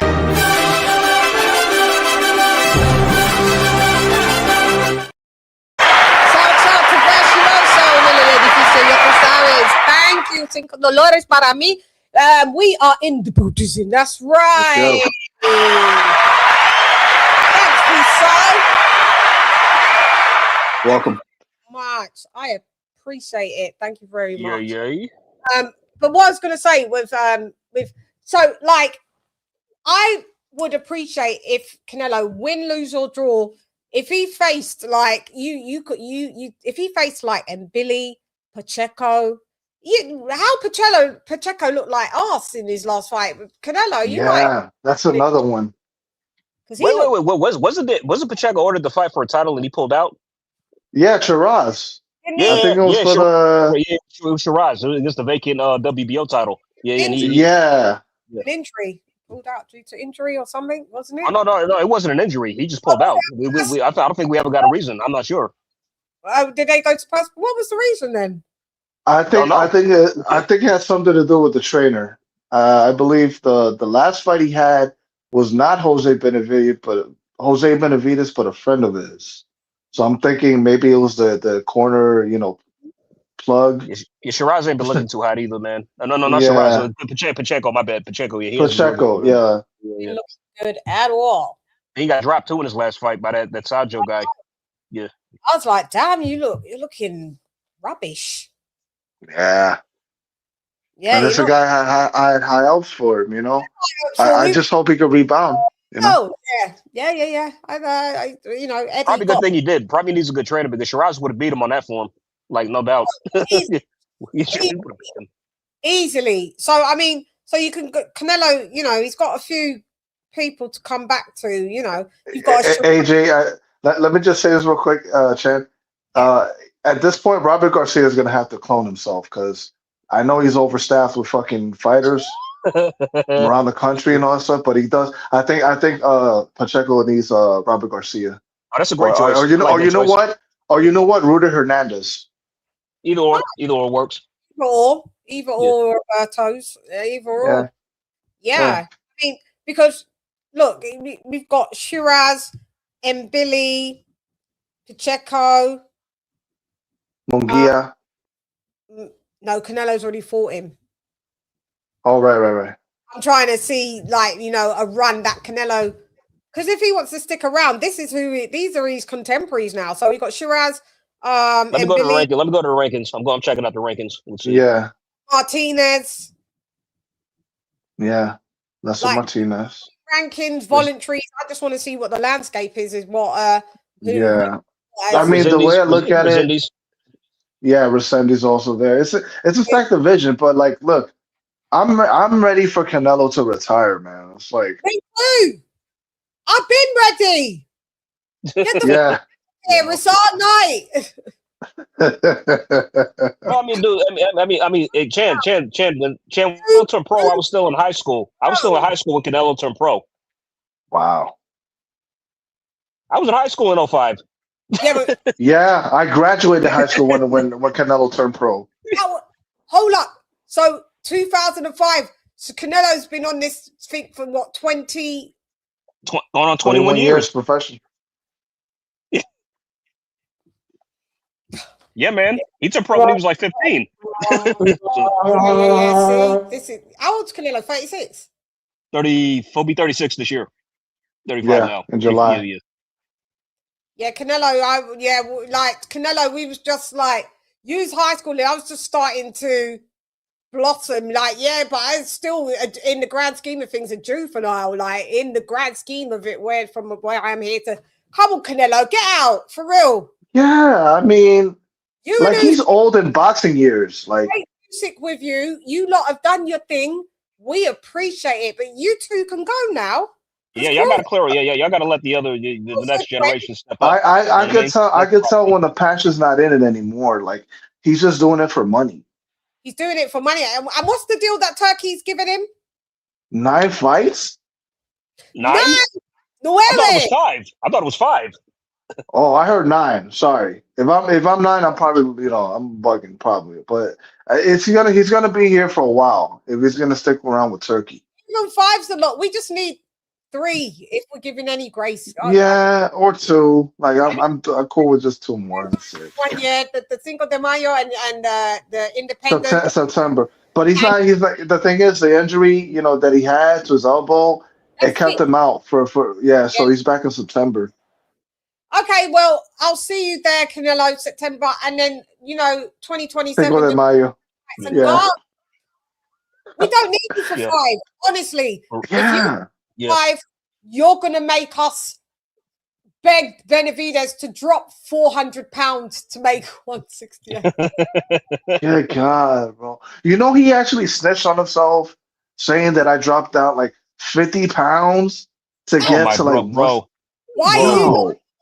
Come on. Why are you? This is the generation that just tells on themselves. They love to go on fucking podcasts. Yo, they love to go on podcasts and give you the dirt sheets about the business, man. Like, shut up. Well, you guys should have been listening to old Box to Drama Chann. I've been said it. There was a fight that was a few years ago with Benavidez, and my guy got in the ring at 203 pounds. Once he rehydrated, fight that was. I've been said it. I called the fight like I said, guys. This guy goes into the ring off rip as a heavyweight. Yeah. Off rip. Nobody listened to me. Of course. But you know what, Chann? Canelo actually gave you the details why he didn't want to fight Benavidez. Because look, he was approached. He was approached, and they told him is Benavidez somebody you like to fight? And I'm like, yeah, sure. If they pay me 200, million, and so to fight a guy that goes up to 200 plus, he basically told you right there that Benavidez is low key a weight bully. He's a weight bully. Yeah. I mean, you made the weight, so I you did make the weight, but you made it by I don't know, probably not eating for 2 weeks. I mean, guys, Canelo's probably the only fighter that could give a fighter PTSD without fighting them. I mean, that's what he's done to David, pretty much, and I get it. I mean, but bro, you're still talking about him. You know what I mean? With the David size, David washes Canelo. He does. Yeah. He does. It's not even PTSD. He's obsessed with him. Yeah, I know. He just keep mentioning him, David. I think it's both. He's traumatized. Then he wants him so bad. Like he wants to fight. He didn't want to fight him, Canelo. David. If he's traumatized, AJ, he's traumatized from Beterbiev. He's traumatized with Bivol, and he's traumatized with Jaya Pataya. Yeah, those are people going to give him trauma. He's gone from being ducked to being the ducker. I know. It's just crazy. All this is just. I mean, he's only fighting Zerno, which is why I kind of.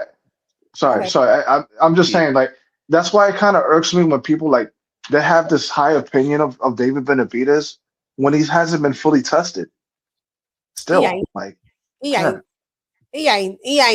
And he's overrated. But I'm not saying he's a bad fighter, but like, overrate him too much. You overstate the value of his fights. You know what he earns. It's like you actually believe that he had like 100 million, whatever millions he had for Canelo. Get out of here. You don't have that money. You don't make that type of money. Get out of here. That was just a pathetic. I mean, he's mentioning Pick me energy. Hey, and you're at cruiser, David. David, you're at cruiserweight. You can't mention Canelo anymore, mi hermano. You can't. Still is. Though. Did you see that interview he gave to the Andre Berto? I think I saw a clip of it, and he's like, he's actually kind of jealous of Crawford. Yeah, he went Canelo. He got the Canelo fight, and he didn't. That's why. Yeah, and he beat him. But he earned it. He got it. That's it. You're like, move on.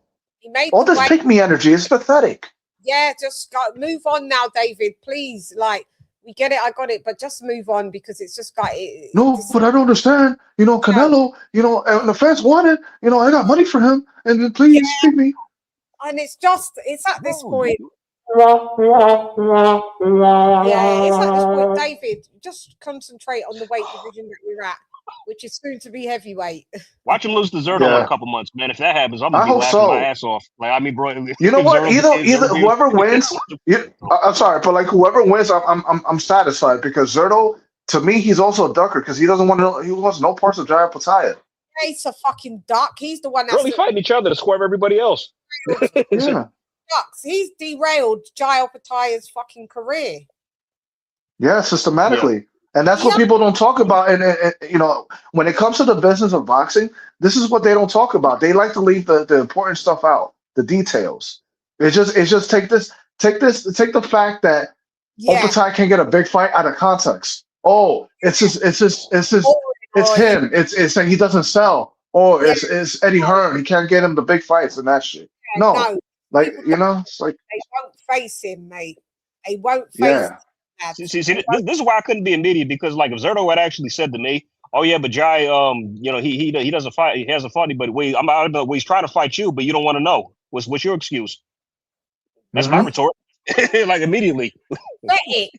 It's fucking pathetic. I feel bad for Jai. Same. I really do feel bad. I really do. Poor Jai. I don't know what you can do, but this is where that when you're loyal to the cause, but the cause isn't loyal back at this point. I feel sorry for you, Prime. Your allegiance, these humans. The trouble with loyalty to a cause is that the cause will always betray you.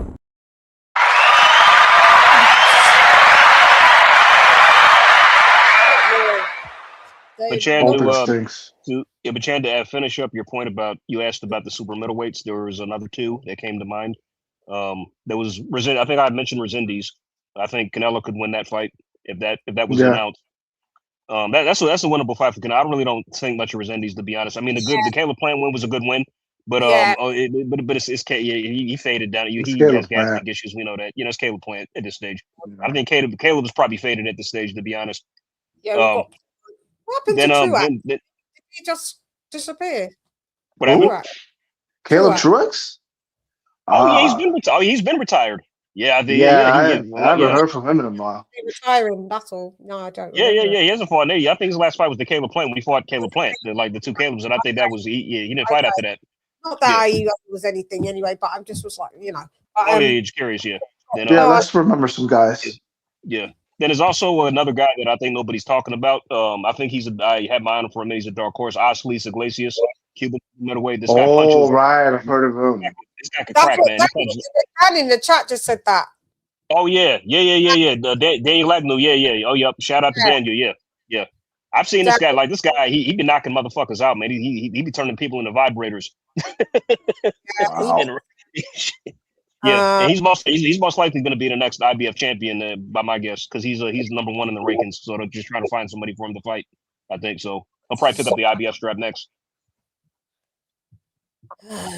So not sure if Canelo beats him, but yeah, sorry, Chann, go ahead. Yeah, no, I'm just saying. So is that there? You say it, Dan. So what's Canelo's run going to be if it's 5 fights or whatever? Oh boy. Well, probably in Billy. A cherry pick, you're gonna have to, mate, because you don't want any more on your he's not going to mention everybody. I mean, he's probably not going to fight everybody we mentioned anyway. So you have to cherry it and pick wisely. So Resendiz, you might pick him. I'd pick him. I would. That's the winnable fight out of everybody on that list. Then Who would Billy you say second. stay away from? Stay away from Shiraz, but it's a big fight. Yeah. Shiraz That fight sells out in the UK. It does. And if Canelo wants it, because he said he hasn't fought in the UK, which would be sick to have him in the UK. But Shiraz is just too big for him, man. Yeah. Yeah. But you know what? We said this about Callum Smith. You know, he knows how to get inside a long, a tall person's reach. You know, but he doesn't really do that anymore. Callum's right to the extent he used to. Callum Smith, he was on that run where he was dominating.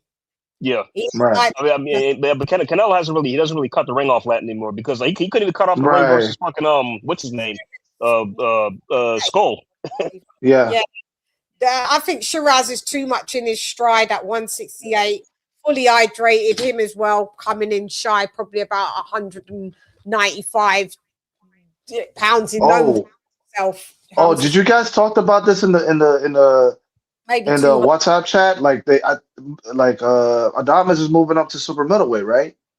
Yeah, that's what we. Yeah, I mentioned that. Yeah, we talked about that. Yeah, mentioned it actually. Yeah, I think they should run it back, him and Shiraz. You know, because listen, I know a lot of people thought that I felt that Adames won, but I looked at that fight and it's like, you know what?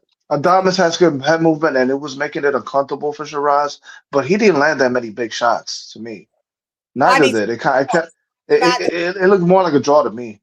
Yeah, I do need to rewatch, but at the time, I felt that it was a clear Adames win. But I felt the same. Okay. Canelo should stay away from Shiraz, but that would be a big fight in the UK. Unless Canelo doesn't care if he loses on this last stretch, then cool, then fight. Yeah.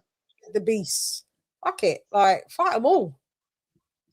I mean, does he plan on actually becoming like super middleweight, like undisputed champion again? I think that's what he wants. Oh boy. And then retire. I'm not sure if he can this time. I don't think he can. Yeah. I don't think he can. It's too hard, too difficult. It is like the competition is a lot more stiff now. It really is. And he's had surgeries. Like he doesn't fight Iglesias. Actually, he doesn't fight him, and he doesn't fight Lester Martinez either. He doesn't fight those two. Yeah, he's not going to fight Martinez. No. Nope. Ashley's Iglesias. He doesn't fight him. He might fight Pacheco. Yeah, that's maybe. Yeah, I think he can win the fight. Yeah. And Billy, maybe is bit more deserving. So Billy, Pacheco, Resendiz, we're missing two. We're missing two more. You're not going to do a Plant rematch, or are you? No. No. Why would anybody want to see that? He's somehow number 7. Like, what the heck? You never know. Maybe. Might. Or maybe, Mal Charlo. Oh, please, no. Oh? Jamal Charlo. Oh, God. Oh, no. Oh, hell. Oh, God, no. Yeah. I know, but I bet he'll be up for that one, though. I bet you that's a possibility. That's probably. And he's shameless though, because that's been part of his career is beating up brothers. He was going to fight Resendiz on the undercard of on the Zerto. But he pulled out. His undercard, but he pulled out. Yeah. I'm saying it's pointless, even if you finally get him in the ring. This guy is like Conor Benn beating a Chris Eubank Jr. Like even worse. Yeah. This is just. It doesn't mean much. Yeah, it's just not the guy. But here's the thing, though. He's undefeated. I don't care. But play the Rihanna clip, please. Cue Rihanna right here, man. Chann don't want to do this anymore. By the way, I feel you. By the way, Chann V. So, Jaime being replaced Jamel. He's going to fight Resendiz. So, who do you guys have? Yeah, I know. Well, I got Munguia in that one. That's a rebound fight for him. What about you, Chann? Him versus McGee versus Resendiz. Munguia is a drug cheat as well. Which is why you should pick him, because he's got the advantage. Yeah, you juiced, mate. You juiced up just to beat Bruno Sarace. You did. No, but Chann. He juiced and got knocked out, but then he wasn't on the juice and didn't knock him out in the rematch. He won on points. Wait, Wait, I thought he tested positive after the Sriracha win. He tested positive after the Sriracha win. Was it the rematch? Oh, was the rematch Yeah. after he tested? Oh, got it. Yes. Okay. Yeah. Yeah, man. Yeah. Oh, for sure. My bad. I had it mixed up. My fault. We see the before and after. You needed the juice. You couldn't even juice. You can't even stop him on the peds in the rematch. That's shameful. That's bad. That's way even worse. Shit. Yeah. Shit. So you're a cheat. Hang on, let me tell Hassan just to ready up. We've got a couple of little small things. So you're a cheat. So I mean, yes, but we'll have him beat. Who's he facing? Resendiz. Okay. Yeah. Well, we're gonna go with the juice head for that one. Okay. Yes, Sam. I guess I will. Yeah. Yes, so. I guess so will I. Maestro de Hugo. That's what we're gonna go for. The juice master. We will. But the last two guys in the top 10 are Jacob Bank. He's the guy who stopped. I don't know much about him. He stopped. It's William Skull after he fought Canelo. He's number 9, and then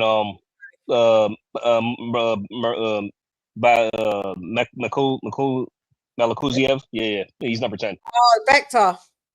Yes, Back the Bully. Yeah. Mm-hmm. That would be a decent fight to see Canelo versus Vector. I wouldn't mind that. Canelo beats him. Canelo beats him. He beats Beck. Their styles is They'll jump well, yeah, but Beck, man, he makes too many mistakes. He makes too many. He still ain't learned from when he got knocked out by Gabe. He's never lost since then. No. He's been on the win streak. But I think they've been matching him softly though. Yeah, they have. His competition hasn't been that great. It hasn't been. Yeah. That was like, okay, you not what we all thought you maybe. That was one of the best knockouts I've ever seen when Gabe swept him. Oh my God, sick. That was beautiful.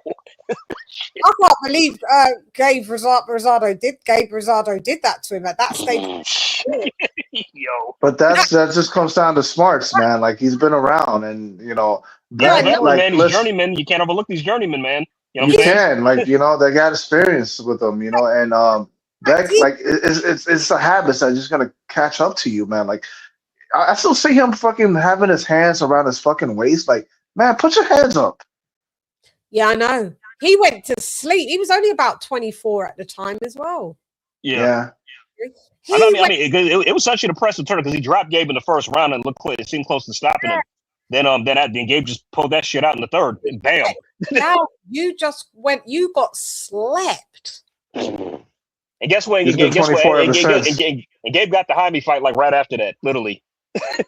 That's yeah. Yeah. And you know, he's had some ones where, you know, that Daniel Jacobs, he beat Danny Jacobs. He did. Yes, he did. Yeah, he did. You know how I know? You know how because they messed up reading the announcement. They announced that the winner was from Philadelphia. Philadelphia. And then they said Danny's bullshit, bro. That was some bullshit. Where did I call that? Bro, didn't they give him didn't they give that fight that went to Jacobs though? Yeah, they did. Yo, that was criminal. That was messed that up. Was a Jacobs that was checked out, man. Yeah, I was disappointed. Yeah. That was I remember that. Was I in the boxing voice then calling that? Maybe I was, I think. Oh, right. Well, yo, Chann. When I searched your name on YouTube, the video of Ness going crazy about you popped up, man. Like that's me that put it. Yeah. That dude is cuckoo, man. Like for real. That guy was like he turned into the devil when my name was mentioned. He is so dramatic, bro. Yo. Let me tell you this. Let me tell you real quick something about Lester, right? I saw one episode of the Boxing Voice, man, where he was in DR, right? And you know how it's like that place like even though they got good tourism, it's still a third world country, right? So you got a lot of kids, right? That they become stick-up kids, right? But this was just a standard like robber, and he must have been like 10 years old, and Ness caught up to him and got him out of there. And it was like, yo, he went on a fucking rant about, oh, my dad used to live under Trujillo, And I'm like, Trujillo, wasn't he a fucking dictator that was backed by the United States, bro? You're actually clamoring for a fucking fascism in your country because you was getting robbed by a kid. This nigga's nuts. He's not all there. I was there for 9 months. That is one of the. He's an informant. I'm a tough bitch, but he sent me into like Wow.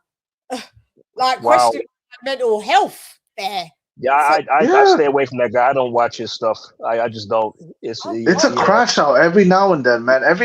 Whenever there's a new host, that gets to tell you like, yo, he must have like flipped out on them. Oh man, on the last one. He crashed out. It was if you said anything against Tank, he dropped me off the show. Oh God! Oh God! It was the week that my cat died. He said some foul shit. I can't remember or whatever. Wow! Like trying to fight back tears, and then a tear dropped though, and he went, "Don't you do that? Don't you fucking?" I was like, "All right, yeah." Fucking asshole. I came back on, and he still tried to go at me. And I was like, it was torture being on that show. In the end, it was torture. When I left, they were all like, "Come back," and they was like, "I'm Team AJ," and they was all Team Wilder. Oh, yeah, God. I remember. So Wilder Red, man, he's a fucking man fan. And I got, and this is like AJ. I'm like, yo, why is Rico there, man? I understand that they got a big like audience, but those people are not going to listen to him. That's what they do. They just use you. Yeah. This goes through. He's had about 30 hosts, and about 3 of us from the UK. He just uses people. I remember when I started watching it, it was like Joe Habib, and I think there was Maestro was there too. And then when it was like rotation. Yeah, he came back and ended up going again, and like it was just.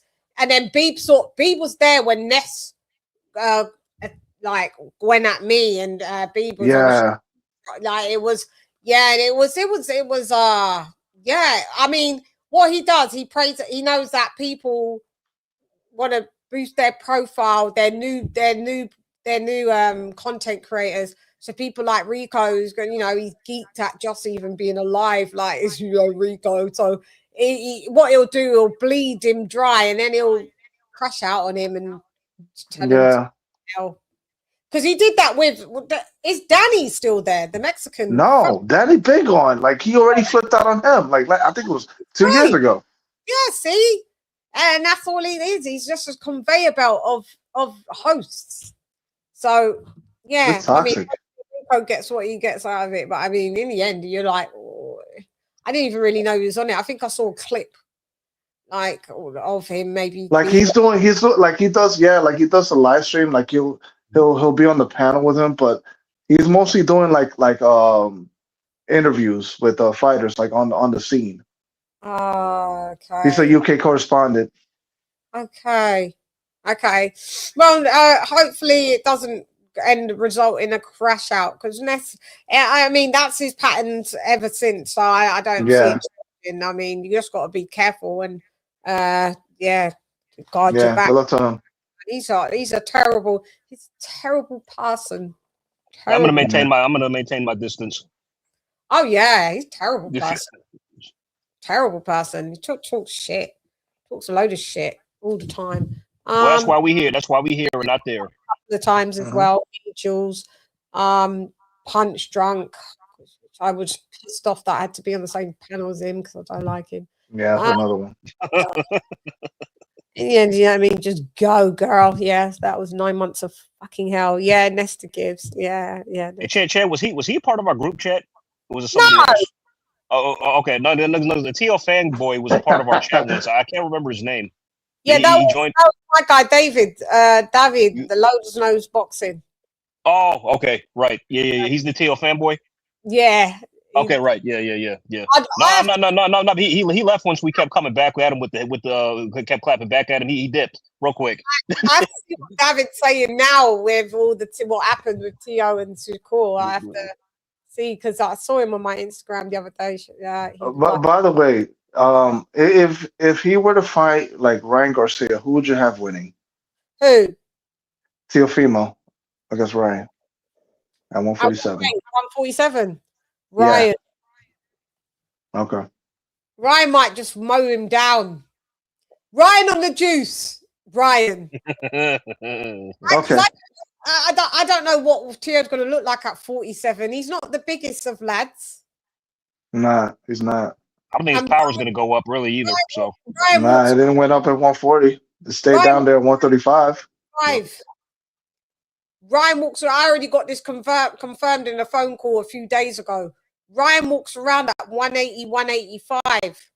Yeah, Tio's going to get. Wow.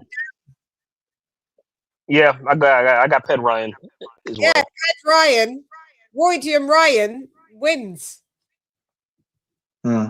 What do you think? I would give Teofimo a chance. You know. You think? Yeah, at one. Jeez, you're giving him a good old chance. You being nice because I don't know. Fuck this guy. He'll get that, Ryan. No, he loses because his dad's going to be in the corner shouting, "Knock him out, bro!" Tio might, yeah, I don't know, man. Unless Tio comes in at 147 looking like he's always should have been there, and his knockouts come back. You know, he would actually do better if he has no trainer instead of his dad. Get rid of his dad, and because he's got his dad, that's another factor as well. Where this Tio, I don't know how well he's going to do at 47. I mean, not a whole lot, but I think he will do good against Ryan because I think Ryan is trash. All he has is a left hook. But there's sometimes just that when the peds work and you walk around at 185. Yeah, he just bullies people. Like, I get it, but like, just because we saw that against Devin doesn't mean like, oh, he could just do that against anybody. I mean, look, I'll say this: look, the welterweight division is trash. It's never trash as ever been, right? Yeah. So there's an opportunity for Ryan to look good in there, you know, against some of those guys. But the Devin Haney fight, I felt like that was a kind of a fluke because like when he wasn't landing that hook, right? He was getting disciplined by Devin's jab. Devin was winning rounds, man. He was winning rounds, but Devin wasn't really putting it on him though. Ryan, I think he felt intimidated when he can't. Listen, when he fought Rolly, I'll tell you the same thing, right? When he fought Rolly, like he didn't want to get in there because he knows that Rolly is physical. Yeah. Devin Haney is also physical when he gets in the clinch. You know, I think he doesn't like that physicality on the inside. You have to remember he won that majority decision even on Peds. Yeah. Come on. I mean, 3 times. Yeah, I mean, Tio's not going to be. He's not going to be big enough with a Roydium Ryan 185 coming down and making. Yeah. In at 167.8. I mean 140. 146.7. Because if Ryan were to walk him down, I think Tio could walk him into a shot. Ryan and just put him down, like not put him out, but like put him down. You know what I mean? Because he got dropped by Luke Campbell. Yeah, no, he can get put down. His chin shit. But Ryan, if we get a Ryan on Peds that comes in at 147 even, and Tio comes in at like 145, you know, looking a bit soft. Yeah, just below. He's too little. It's not even the skill. If it was Tio and Ryan when they was at 135, Tio all day. Yeah. Or 140. Tio was a beast at 35. I loved Tio at 35. He was. Yeah. Enjoyable to watch at 35. Knockouts, stoppages, knockdowns, everything. As soon as he went to 140, the knockouts left the door. Yeah. So I mean, yeah. I think we could all agree that Tio is not Tio, like Ryan is trash, but I think honestly the best he looked was under Eddie Reynoso. That was the best trainer we had, I think. No, I think the best he looked was the fight under his dad the other day. With Barrios? Henry? Yeah, he looked good. Yeah, I know everyone can look good against. I mean, come on. We're really rating him on a curve. Like if it's against Barrios, but he didn't. But I mean, he didn't gas out. He looked right. He fought a disciplined fight. He didn't. He did. No, he did. That's the best. That's the best Ryan that I've seen in a long time. Mm-hmm. And I mean, it's easy because you've got such a blank canvas to look good against because it's a Barrios. I get it, but I mean, at least we saw that. But moving along from that, Ryan's still trash. Yeah. What I'm I mean, saying. That's what I maintain. Because in that performance, it's just he didn't show a lot of variety to like what he did. He just kept doing the same things. And Barrio, you're right. Barrios was just a blank canvas. Like there wasn't, But that's all he has to do. What you don't do any more than what you need to do in a fight. Why do you need to do any more? That's a fair point. That's a fair point. Yeah, I see what you mean.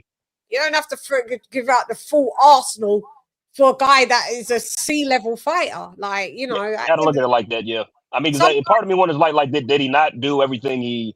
I mean, like, I agree, but it's like, did he just, like, not do everything because Barrios was so shit? Or just, could he actually not, just because he couldn't? You think just... I mean, Barrios is so... I think Ryan maybe could have a little bit more. I just think maybe Ryan could have a little bit more. But just shows that he didn't need it. Some fighters just get beaten with a jab. Introduce it, do-do-do-do. Introduce it, do-do-do-do. Introduce it. Nah. He came at the end of the show, but it's okay though. Ding, ding, ding, ding, ding. KOK.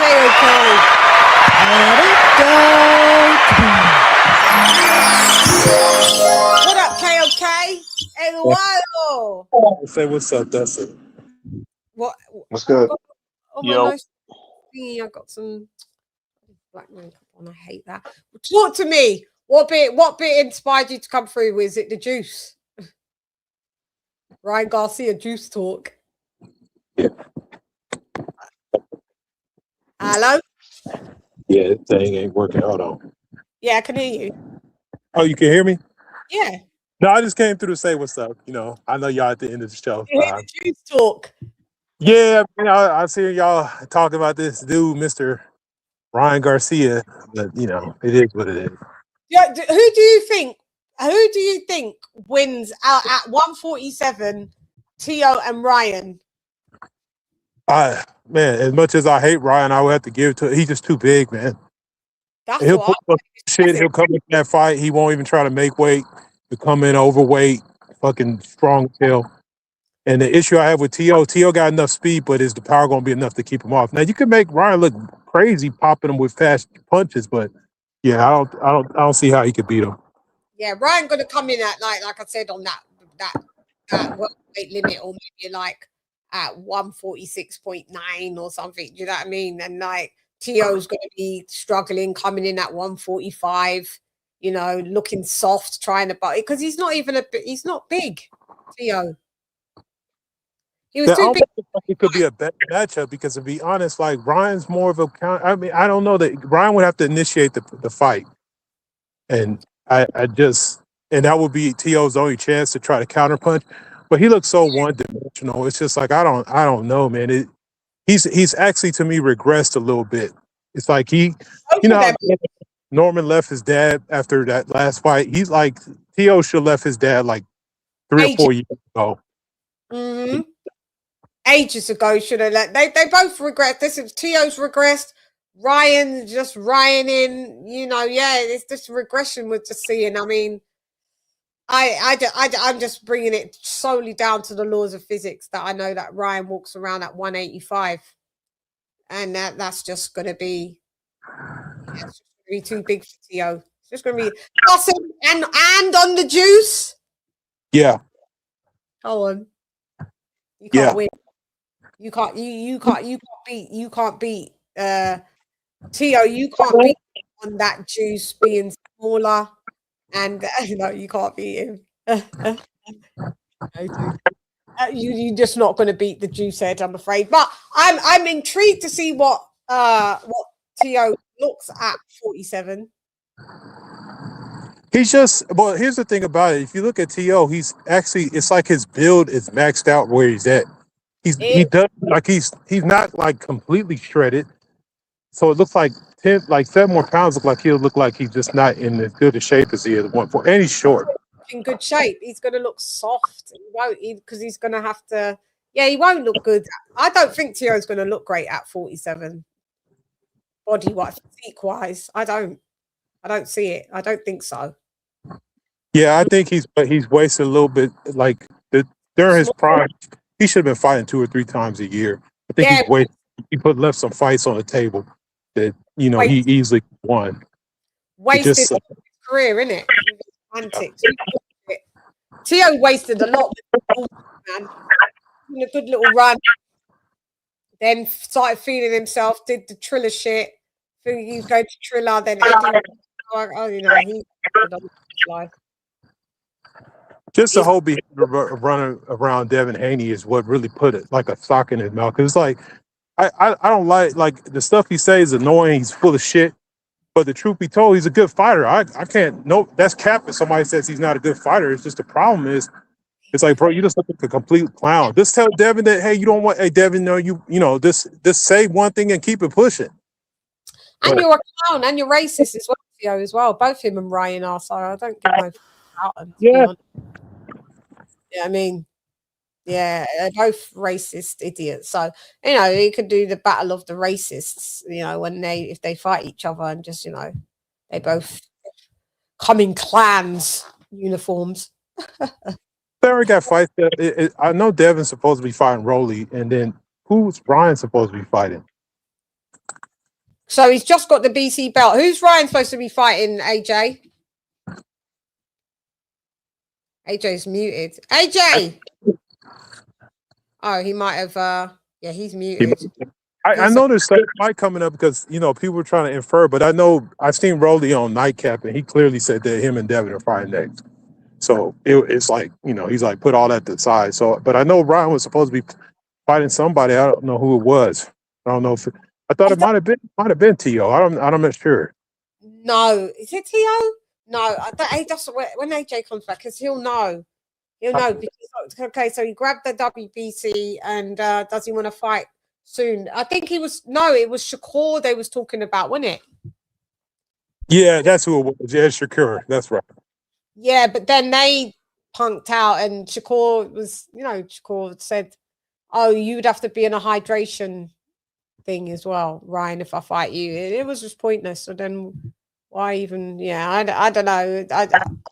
The kid shit. As soon as I see shit's not serious, I tune out, Edward. I just tune out. I'm like, let them talk their shit on Twitter. Hey, Chann, I'm back. Yeah, there you are. It was Shakur. What happened with the Shakur call out with Ryan? Because Shakur said he needed a rehydration clause on there, didn't he? And that's pretty much where it ended. I haven't heard anything else about the fight. So Shakur said that, and it's like, no for the news. So I guess I think the fight's next anyway. I don't think the fight next. So no, it's not going to happen, is it? No, I don't think so. Because no business fighting that dude. To be honest, the reason he's going to slap a rehydration on him is because the motherfucker's too big. Shakir's starting to look pudgy already. He's not. I don't know how much more weight he can put on and look like he's actually. He does. The power is already diminishing. It just don't see what he could do at 147. That might be a nightmare. Too much for him for now. That's going to have to be at the latter part of your career, like when you're starting to move up through the ranks, that you may settle as a soft-looking 154-pounder. You know what I mean? Afterwards, like what Floyd did. I'm not saying he was soft, but you knew Floyd wasn't a 155-pounder. You knew Shane Mosley wasn't really a 154-pounder. You know what I mean? You knew they were, but they did it because they're outgrowing still, but they're still smaller lads, and it's just like maybe there's an opportunity up there. That's the only time when you're going to see. We don't need to see Shakur at 147. He just got to 140. I want to see him take on some of the other champions who were there. Yeah. I want to see him take on some of the other champions while he's there. Or go back down to just move back down to 135. I mean, so. He need to go ahead and fight his homeboy and quit the bullshit. Like, y'all need to go ahead and get it on. Keyshawn, right? Yeah, go fight Keyshawn. Don't care if Keyshawn is calling out Abdullah Mesa for some strange reason. I don't know why that is. Who's just a champ? That's just became a champ, young lad. 135. So it's like 135, where you can't make that weight, where you're really fucked up. Just stop it. Yeah, Abdullah won his own title. That's the belt that Keyshawn had. Yeah. Doing WBO 135 title. So yeah. What was the weight that he's missed? 140. Who, Keyshawn? 135. He had to vacate the title because of that. It was 135. Yeah. Now you're sweating Mason. Come on. Why are you sweating Mason? And he makes a pit stop at 140, stops Jermaine Ortiz, and then I thought he was going to welterweight after that. That's what I thought. So He's going to welterweight, but what is he staying at 40 then? I guess because he's calling out Abdullah Mesa for some reason. I don't know why. It's like that's weird. So there's nobody left at 140. Keyshawn's late to the party. Like the only dude there is your boy. Like there's nobody else to fight there. That the guy's both for or getting beat up. Cross up and fight Devin Haney and Brian Norman, and you know what I mean. That's what those are your options, mate. Yeah, man. Now this is what I'm saying. These are you have to speak to these lads. Gonna have to Auntie Chann on their ass. Yeah, because they looking good, man. Like you're making the glamour divisions and all of that look like fucking trash. I don't want to do this anymore. I don't want to do this anymore. Making it look like just total trash. Did you see any fights at the weekend, Edward? Did you see Ammo Williams? Yeah, I watched that fight, man. Ammo got some damn heart, man. I knew he did, but he just got that 160 is so wide open. I just want somebody to take it over and get the fucking work. But Ammo, like I said, he was getting beat bad, but he had a lot of heart, man. It was a nice fight, man. He got actually getting down, mixing up. And I seen him do that before. I saw them when they did the tournament. Ammo Williams got heart, man. It just he just you know, he's gonna be like it's not world level. Yeah, he's gonna be fringe world for like the rest of his career. He's never gonna break that cap. In the UK, he'd be like European Commonwealth level. That's where. Yeah, he'll get up title shots, and I don't think he'll ever eventually. He might eventually get one, which is weird at 160. There should be that's what I'm saying. If you can't get it done if you can't get a title at 160, then you ain't gonna get a title at no division. Because that is wide open. Trash. That's what I'm saying. So we were saying he has to go to Zuffa. It'd probably be the best. Go Zuffa, mate. Where's is Laura still at 160? I know it's the best. Yeah, he probably is. He is. He just defended his belt not too long ago. He's supposed to fight Yannick, but he fought somebody else. That's what he's to do. That's the fight that needs to happen. If somebody do not dispatch Lord, who's been in that division for 20 years, I don't want to hear shit. Ammo doesn't Lara even. I'll go deal with him. Then I don't hear nothing. Yeah, Ammo can't beat Lara. Lara no. Lara's whatever fight his ass. Lara's a better Adames, and that's why Adames don't want to unify as well. No. Lara will knock Ammo on his ass as well. Yeah. Ammo can't beat that. See, that's the same thing that it's the same situation like with him and like Shakur and Keisha. Oh, that's my brother. Oh, it's mi pana. I'm not gonna fight him. All right, well, fine. Move up then. I really don't care. I mean, I think who I think should fight Lara. And listen, it may seem kind of far fetched now saying this now, but Xander Zayas, because I don't think he's gonna be long for the weight at 154. Well, at 54, Zayas. He's rumored to fight Boots. I don't know if you heard about that. Yeah, that's what I did. Yeah, I know. But listen, I know people are picking Boots to win. So if that happens, well, time to move up. Go get a belt 160. Get it from Lara. You know, so it's funny. It's funny you mention that because I don't think that's going to be such an easy fight for Boots. I don't. I mean, because Xander's a boxer. He's a boxer, and we know how boxers give Boots problems. Yeah, but thing is, Zayas power. No, he doesn't. That's the thing. And Boots does. So it'll be interesting. It will. I mean, but yeah, we're gonna walk him fuck down. Yeah. Boots is gonna walk. I'm still Chann. I'm still picking Boots. I still got him winning. I mean, but I just think that because I mean, is Zayas a Karen Chukatsian where he's a constant mover? No, Zayas ain't a mover like that. Not like a Chukatsian, but he's a pure boxer. Yeah. But he's like, unless I'm not thinking, because I'm not. I like Zayas as a person, but I find him quite a boring fighter. I may have missed something. I don't remember Zayas being like he's like really fleet of foot and. Well, he dealt with it. He actually didn't move much in his last fight with Abbas Baru. Lost the box. That's Yeah. what I'm So saying. and you know, so Yeah, I he think moved, he's but more of a not as yet. boxer, like selectively. Like he moves like when he needs to. Like I he mean, doesn't do it excessively. Boxer, he's not clean footed. He's like a Caleb Plant that's a boxer. Like his feet aren't great, but he got good movement. But he's not like it's different levels of boxing. It's not from movement. Yeah, he's not people where you're going to be like, where Boots is going to be like, oh, I can't really get him. And it's not that. It's not that. He's not that. Boots is just going to walk him down because he don't got no pop. Yeah. He's going to get walked down. Going to get walked down, I'm afraid. The best thing he's got to do is, and I'm not the massive Boots fan, you know, I call the good bits and bad bits of all boxers, and you know, I know what gives Boots problems. And for me, you ain't fought nobody, so I don't know what's going on over there, love, because you've had nearly 40 fucking fights and you ain't. So I don't know. Yeah, that's suspect. Out on you, but what I do know is that unless Zayas is able to make that jab a power jab all of a sudden, and that makes Boots just stay at range, then cool, then you've got a chance. But if you ain't, mate, if you ain't getting no power, you're getting walked the fuck down. You are.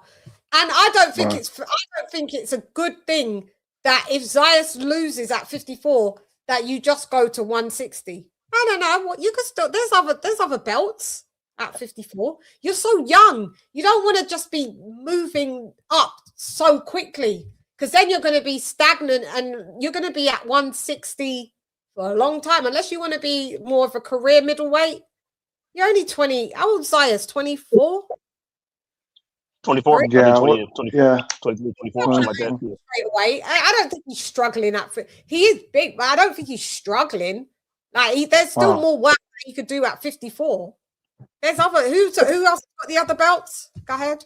Victor. Who? Fundora and Josh Kelly. His belts. Oh yeah, Fundora and Josh Kelly. Yeah, they got the rest. Remember, because he unified his belt, his OVO belt with the WBA. That was a Abbas Baru, so he holds two. So there's two more other champions. Yep. Okay, so Zayas is unified. Zayas is unified. He's got the WBO and WB. So he's got two belts. Yeah. And then Josh Kelly's got the IBF and Fundora's got the WBC. That's the one who's gonna be. He's the one that's gonna be like he's gonna be a wallflower. Josh Kelly. Oh God, I think it should be like if they do Zayas versus Boots and Boots loses. I mean, Zayas loses to Boots. Boots becomes unified. I would say to Zayas, hopefully try and get a title fight with Josh Kelly. Because, I mean, I probably haven't beaten Kelly. Not probably, I would.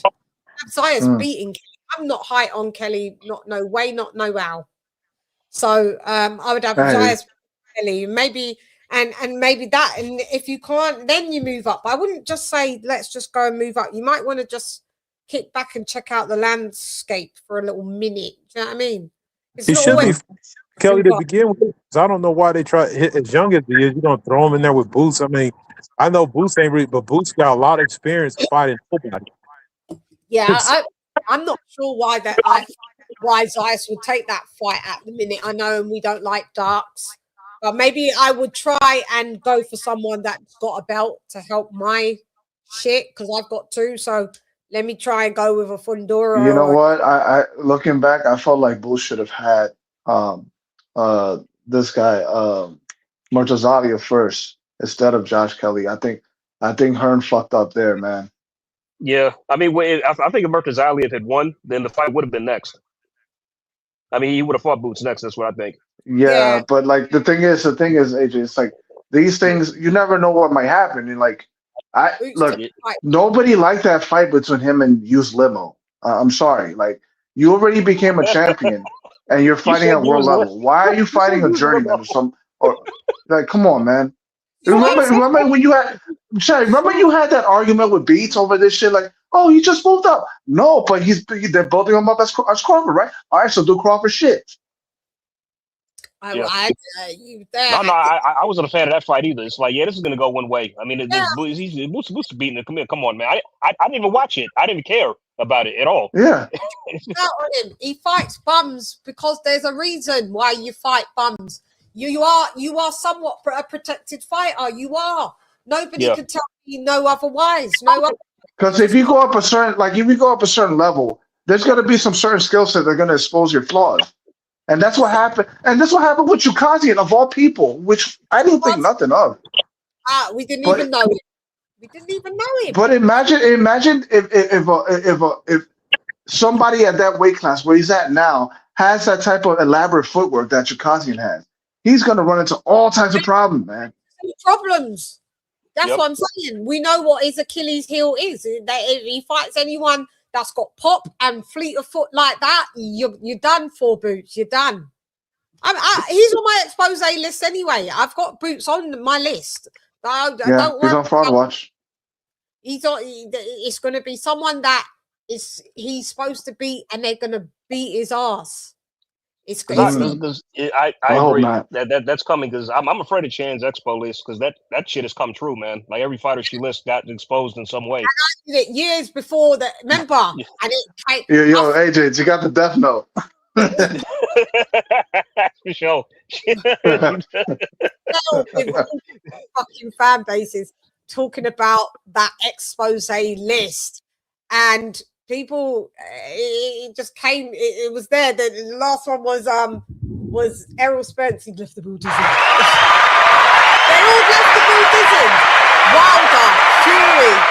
Wilder, Fury, Spence. Tank. Who? Tank was on the list as well. And Tank. now I've got Tank. I had Tank on the list, and we saw what happened. He should have lost it to Lamont Roach, man. Okay, you lost. And that's what I said. You're going to get exposed by someone who you're supposed to, on paper, you're supposed to look like, yeah, you'll beat him. You know, I had Wilder. Yeah, you'll beat Parker. Yeah, you will. I picked Wilder to beat Parker. So did I. Yeah, didn't. Like, nope. Straight away, it's on the list. I picked Wilder to beat Fury in the rematch. Yeah. So did I. Yeah. Wilder to beat Fury in the rematch. Me Didn't too. happen.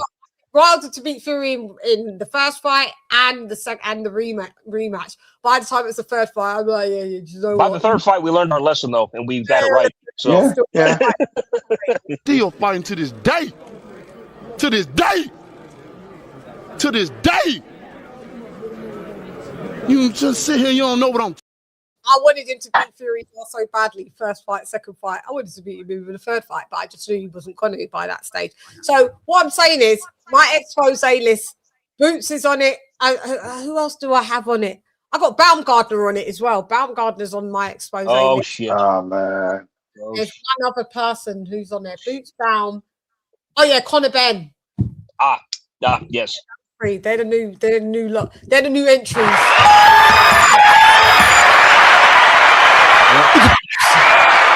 Eventually they'll get found out. I hope Regis wins. I hope Regis wins. That'd be hilarious. Yeah. When I said Baumgartner, the two sips. Oh gosh. After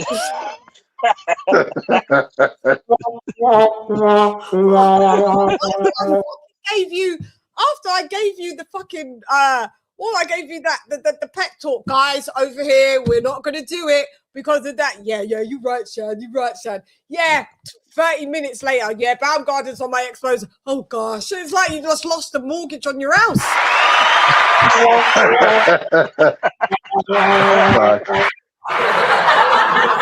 By the way, Chann, if she loses the boat to me, Ray Shin, I'm gonna be like, I got to take a break for a while. I'll be, I'm taking an indefinite hiatus off the show.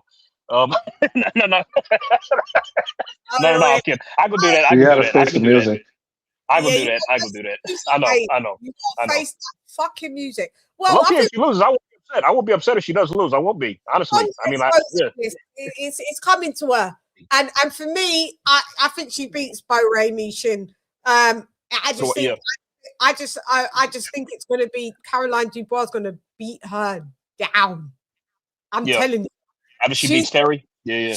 She's going to beat Terry, and she's going to beat Alicia down. Alicia got good poker face of playing like I'm the face of women's boxing, like you know. Yeah, I'm the bomb. I'm the bomb. Yeah. She knows that Caroline Dubois with her. Remember, Dubois is in her early 20s to mid 25. That's what I'm saying. You better fight her now. You better not wait. You know what I mean? You better get her while. Yeah, while, that little puppy talk is that shit is corny. It's too late. It's too late about getting her now. She's not going to get her. It's gone past. If she wanted Caroline, that would have been in Caroline's first 5 fights. You know, when she was just new. They're like, you then just beat that little pup and throw her to the side. It's too late. It's too late. Caroline is strong. She's big for 35. She's confident. She's cocky as fuck. Their little brothers coming in. These Dubois are the Jackson 5 of boxing. Mm. They got Stan Dubois beating their ass. You know what I mean? So, Like, so who's Janet? Hey, huh? Who's Janet? I said who's Janet? Well, I'm not sure because they've got the next little brother coming in, so I'm not sure who's even Michael. Not him yet. Yeah, yeah. I mean, Chann, I gotta say, this is quite the comparison. I mean, they better be fucking awesome for you to compare them to that. So okay. Good. God give them that. Like they are. They are. Daniel. I still can say your Daniel. Listen, Dubois better beat the shit out of Wardley, man. Fabio Wardley, yeah. Like this one, I'm like that, but I'm sorry. Like on paper, this is how it was supposed to be with Anthony Joshua. On paper, Dubois was supposed to lose. Yeah, not lose, but lose badly. And lose badly and get knocked the fuck out. On Mm-hmm. paper, Dubois is supposed to beat Wardley, but I'm very sorry. Nope. I'm gonna have to go. I got Fab. This is a great fight when you got it so 50-50 like this. I mean, this dude, just when you think Wardley is in trouble, he just pulls it out the bag, and it's like a movie's gonna be made about this guy one day. I'm telling you. Like, Bro, I've been calling him the British Wilder. I'm not, and he hated that on my show years ago. Wardley, he was so anti Deontay Wilder, and he didn't want any comparisons of that. And to be called because I don't believe he's the British Wilder because he actually has better fundamentals than the last couple of fights. It's not so much, Chad. It's not so much the fundamental. I'm not talking about that. I'm talking about situation wise. Like he could be down on the scorecards, but he got that bailout power that just bails him out of this situation. You know, that's what happens. And he showcased it against elite top opposition. Literally, I mean, so unlike I think that's it's crazy. What that Wardley is. I don't think so. And the problem with Dubois, he's so inconsistent. If we get 90% good Dubois that's confident, it's easy work. But if we get that Dubois that's like, oh man, laissez-faire, they fucking. And it's not even training. It's just like his mental headspace is so erratic. It's like he cannot be like interfere with his family. Like the last time when he was prepared for Usyk, like, look, I heard that he got back with Don Charles. That's good. Yeah, stick with him. That he's gone back with Don Charles. If we get Usyk, but listen, like you got to be focused. Like you got to be laser focused, really. To take this shit seriously. That second move to me was terrible. The game plan was garbage. It's like, bro, you didn't know. Like you're a sufficient body puncher. You put no body attack. It was terrible. I hated the way he fought Usyk second time. Like you regressed, bro. You look better. How do I back and just like you just completely forget? It's like I said, it's like he's somebody you just I don't know. He's up there cold. So it's just, you know what? Sorry. If we get Usyk Dubois, Wardley beats him. If we get AJ Dubois beats Wardley. And I think, but that's the thing. Like that's what was supposed to happen with Joshua. Is that we're supposed to believe that this guy, okay, he's the goods, but like he's the moment's too big for him.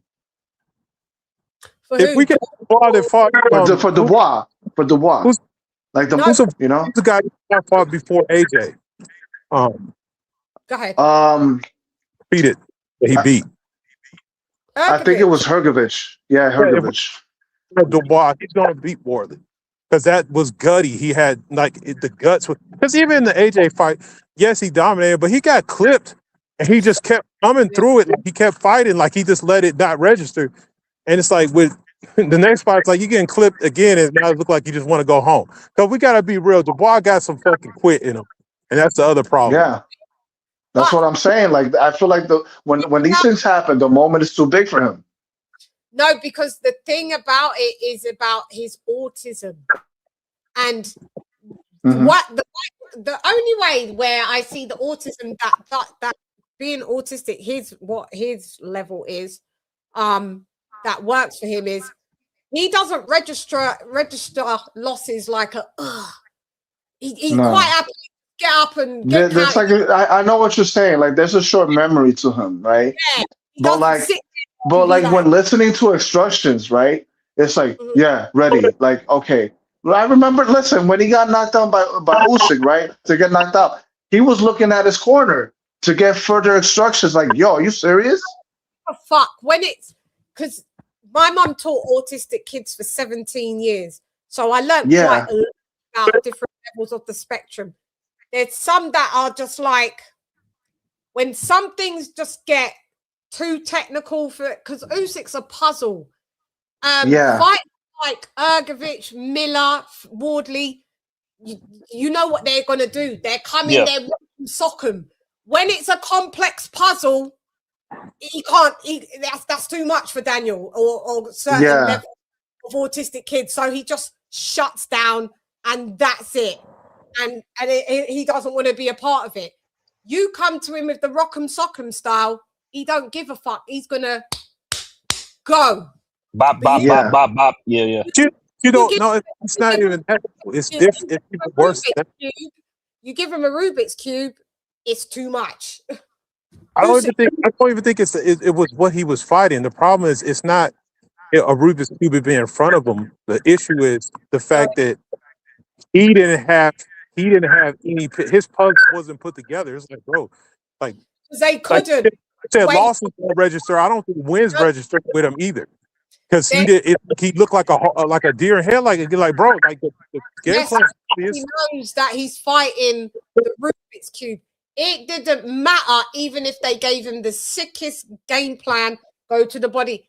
It's already pre-wired that this guy is the Rubik's Cube. It don't matter. That's what it is. With some other people, yeah, they can be a bit shell-shocked by fighting another fight again, but I know that level of autism. I know it. I've seen that. I see my mum teach them that. And then you've got certain autistic kids that fucking hell, they got photographic memories. The harder the thing is, the easier it is for them. The easier the thing is, the harder it is for them. Tie a shoelace, can't do it. To give a fucking DL by DL drawing of something somewhere they've been once.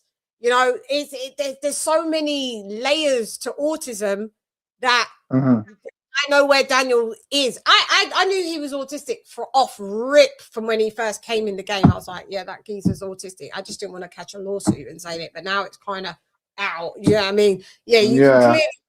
So when he loses, other fighters, when they lose, they're like gutted. I mean, Chann, listen.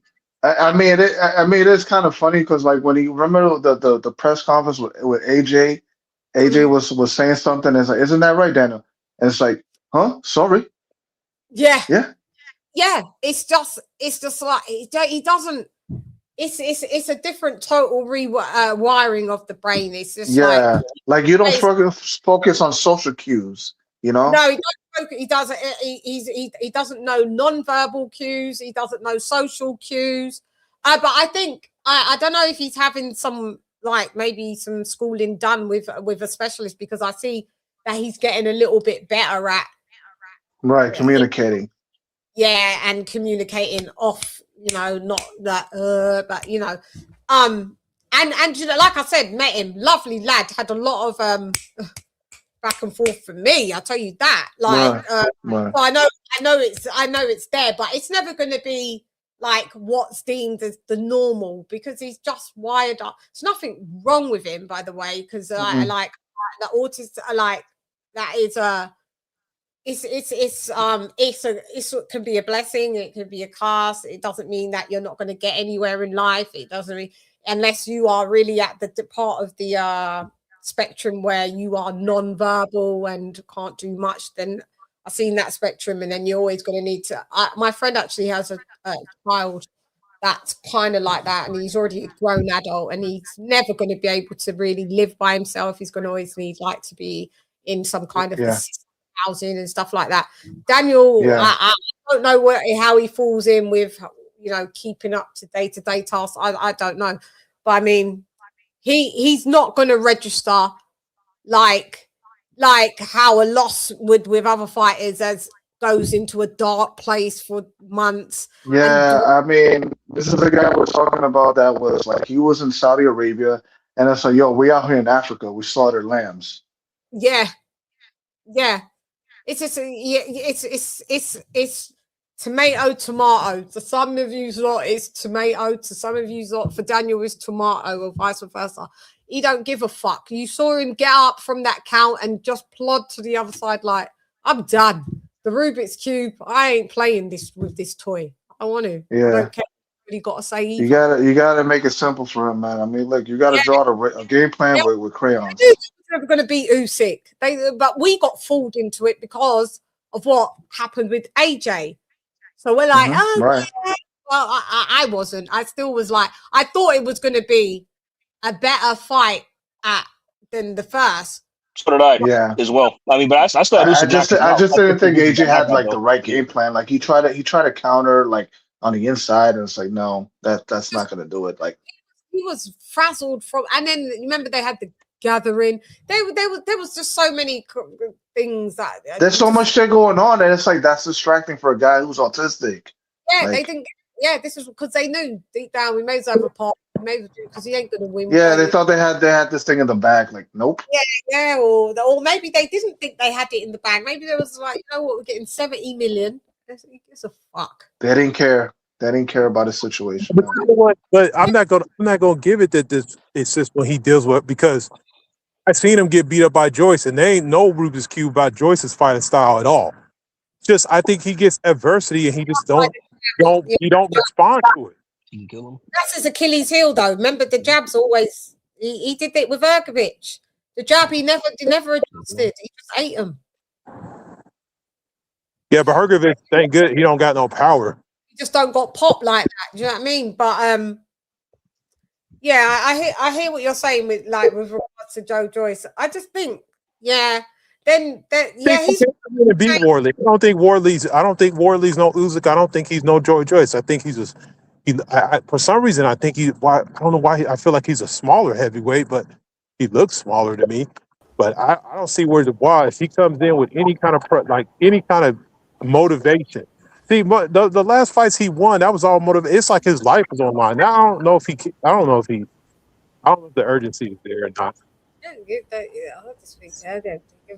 For them, it's easy to accept and acquiesce a second Usyk. Everybody else has Usyk twice, so it don't matter. But moving forward, they're not going to be able to get away with leaning on. Oh well, I arguably lost to the greatest heavyweight in our era. You get the pass for that one because everybody else 2 times. But you, out of all of the 3 lads, look the worst though. Daniel Dubois, you got stopped twice by him. Yeah, you look the worst you look the worst, man. So moving Usyk aside, I think this is going to be a fucking great fight with them two, with Wardley and Dubois, though. Just the style matchup. No way now that's going the distance. Oh no! And Dubois has shown that he's got a chin. I want to see what Wardley does when he gets caught. Because we know he turns into the but will you have time to turn into the Incredible Hulk? Will you still keep your feet when Daniel hit? Yes, he did become the Incredible Hulk when the firepower coming back is light.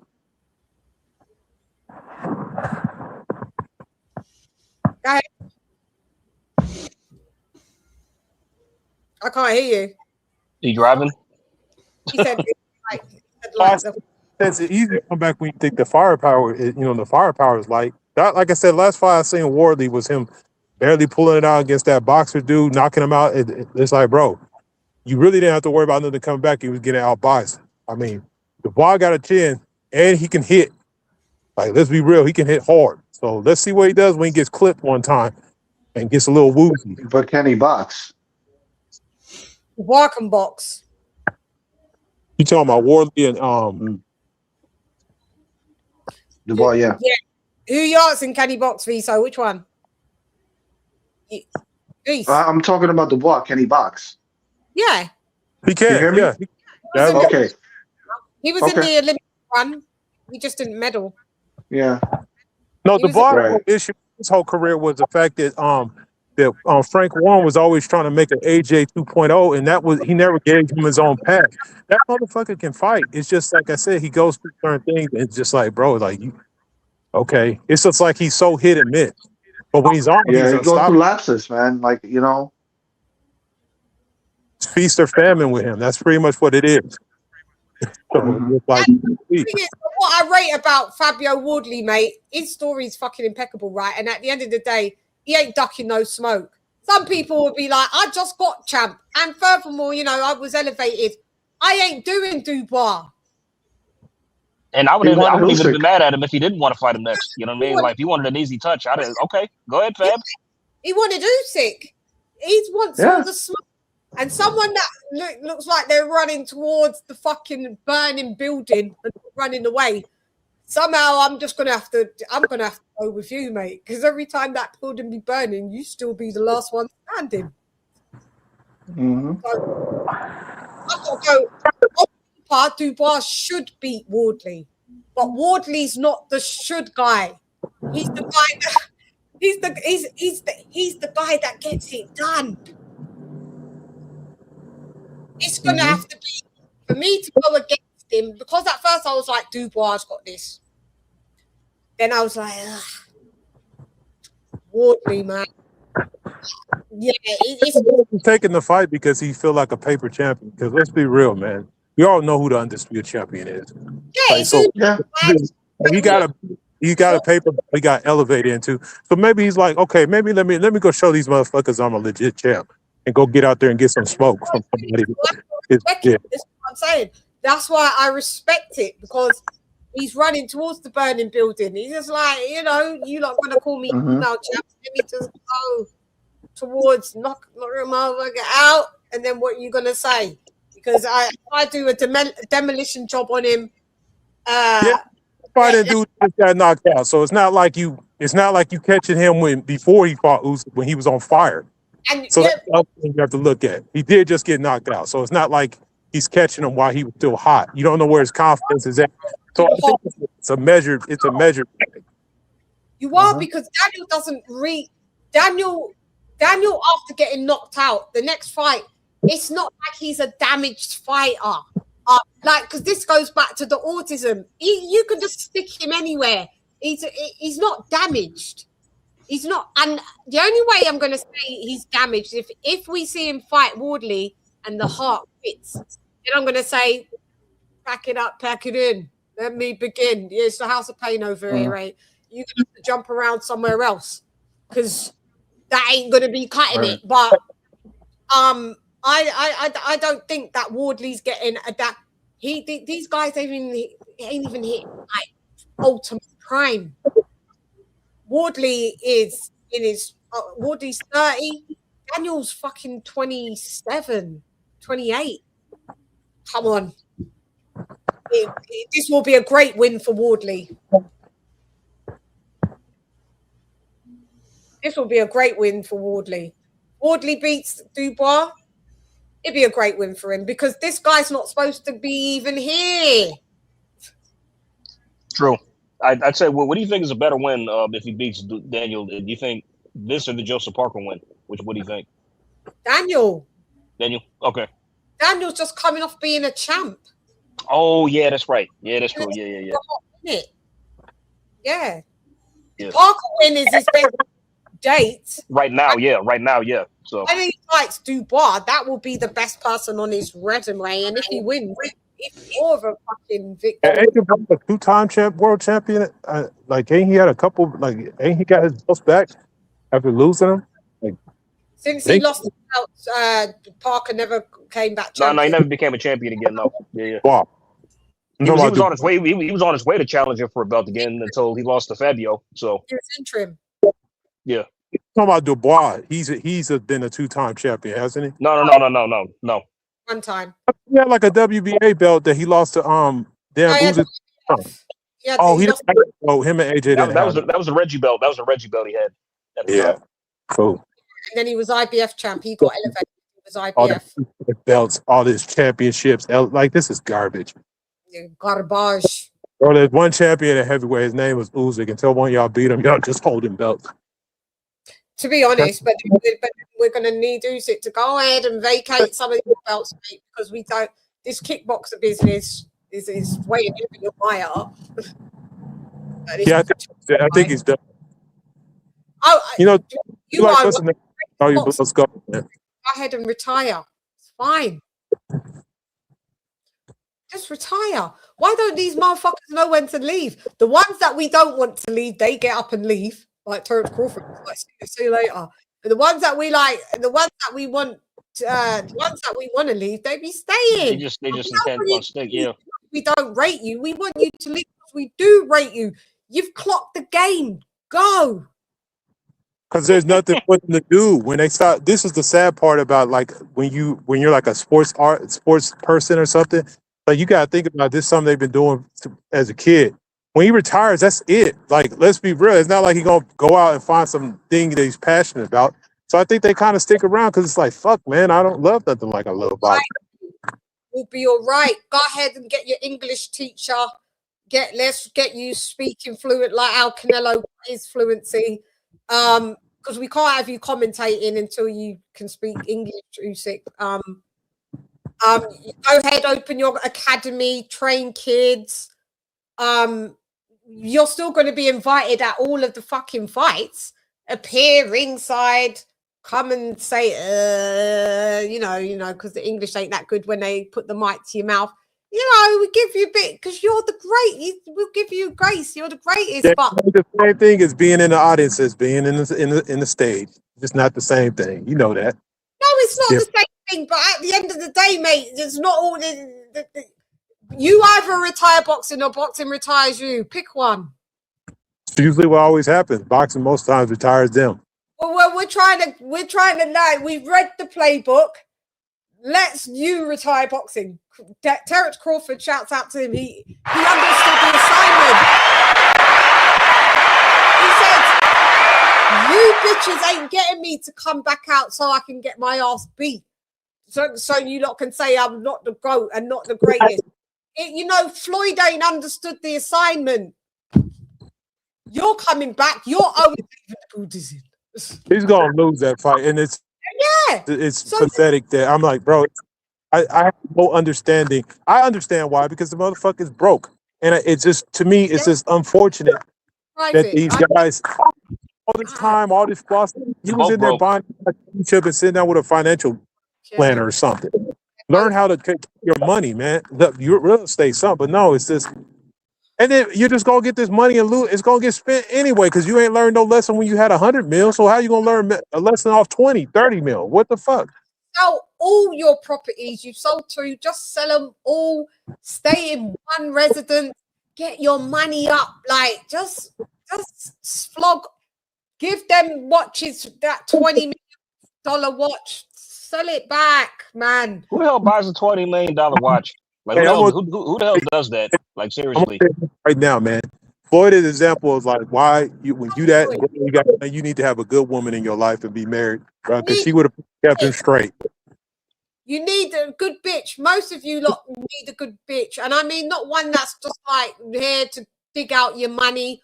One that's here to save your money, that will be happy to, if you marry her, that she will sign a prenup because that's how much she's not in it for the money. She's just here to level the fucking joint. I mean, let's get moderation. You're too old to not have a good bitch now. Yeah, way too old not to have settled down and have a good woman that could look out for you and tell you that maybe you shouldn't do that. But watch, y'all. We gonna fast forward 10 years, and Floyd's still gonna be fighting in exhibitions. And so will Manny. If Floyd will, so will Manny. That's the problem. They're both good. I know, and Floyd, as you know, is one of my favorite fighters. Come on. Like, but I gotta just fucking tell the truth. Call a spade a spade, the spade a spade. You broke, man. You ain't you don't got no money. You don't got no money. He's intended. McGregor did lose. He lost on the ground. He didn't lose standing up. So he's a hell of a fighter, and he's a very, very tough. I'm saying, but he's keeping up the illusion that he isn't. I know. Trying to maintain an illusion he isn't. So it's like, dude. What did he have the other day? Showing off. And I was just like, it's the narcissism. It just won't let you just be humble and just I don't think he understands that, like, the average fan are pretty much amateur detectives. Like, we can find out a lot of shit that we want to find out, especially the press and news. Technology. We know what the fuck you're doing, and what we can get your papers. We can see if you've got a lien, or there's something attached to your LLC, or that you've filed bankruptcy, or we can see it. And nobody cares if you've hit hard times, and you just say, you know it what? happens. He's not the first, and he won't be the last. So it's like, last. Learn your lesson. Get a good financial advisor. Sell liability. They're just not assets, what you've got. They're liabilities. You can't have all these unvacated fucking houses and apartments and, skyscrapers and nothing going on in them. It starts off as an asset when you buy it. If you don't put people in it, it becomes a liability. Mm-hmm. Guys, we're talking about Floyd? Yeah. A bad self-esteem. He don't feel like he's worth nothing without all this shit. And it's kind of sad and pathetic. But it is. But there it goes again, Eduardo. It means you need a good bitch. That's what I'm saying. You have a chick, she'll breathe life into you, man. Because, like, let's keep it real, man. Because regardless, I know he didn't, it's some shit. Crawford got a woman holding him down. So let's be real, man. Yep, sure does. I see. You'll never see his ass broke. As long as he's sticking. Well, I mean, DMX had a good woman holding him down until he did a little too much. He's never going to be broke. Never. He lives like the average guy, a little bit higher than the average now. Plus, he's invested. He's invested in real estate and properties all like around Omaha and everything like that as well. Yes. Properly. He'll be cool. He's gonna be good. Yeah, he's gonna be phenomenal. Yeah, he'll be fine. I mean, yeah.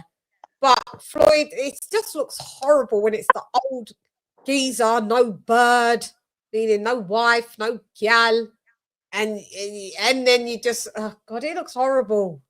It looks being the old man in the club, and that's what he's been there for like 2 years, bro. What you doing? I don't like it. Floyd. Better than that. You fucking better than that. I don't know. His old ass, 50 years old, clubbing still. Yeah, 50 years old. Just man. I mean, that's got to be some Arrested Development there, man. I mean, of course. That's what Eduardo's saying. Like you, what says that you don't get back some money and you lose it in one foul swoop because you don't know, like making money. Like a lot of people don't know that making money is not as hard as keeping money. Yep. Yeah.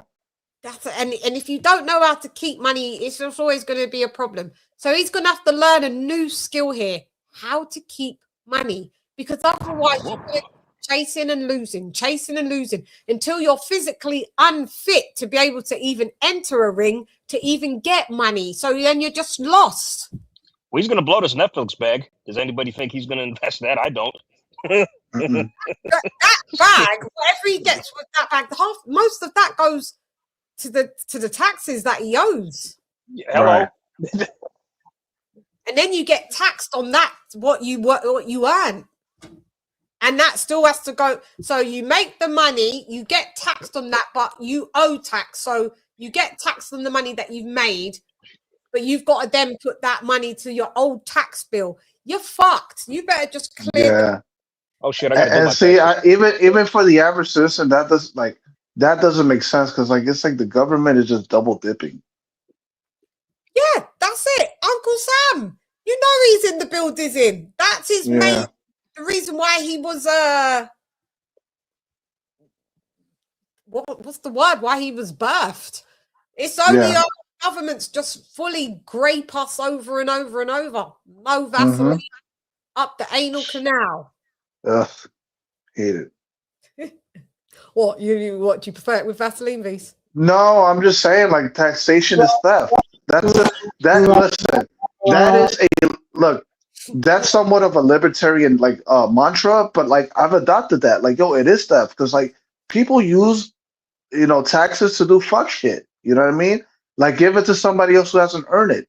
Don't even get me started. I'm just saying, like, it's just not being put to good use. With the same thing with the government. Even Uncle Sam is acting like Floyd Mayweather when it comes to like military expenditures. Sí, tú sabes. Yeah. Yeah. That's what the government is. The government's the thing is, the government is more like Buzz Lightyear. The government is infinity and beyond. Oh yeah. It never runs out. So the tax laws is wild. It's 40%. Once you make over 59,000 annually, you fall into 40% tax. That's crazy. Like I'm saying, 59,000 annually is not the biggest of wages. It's not the smallest, but it's not the big. You would have thought that people that earned way more would then get taxed at the 40%. At the 40% here, but you only have to go 59,050 pence, and your money got. It got me thinking. Didn't like Floyd learn like anybody how to build a fucking offshore account? Like nothing like that. Yeah, send your money to fucking Switzerland, Monaco.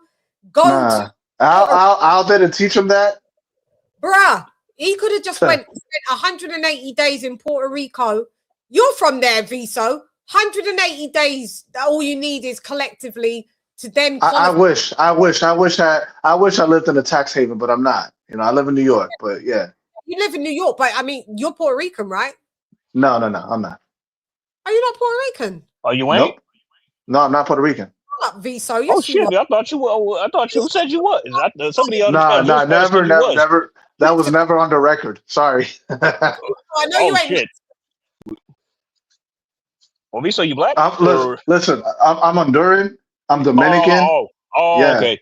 Got you. Yeah. Got you. I'm those things. Okay. I thought you was Porto. Yeah, I sound like it, but I'm not. Honduran and DR.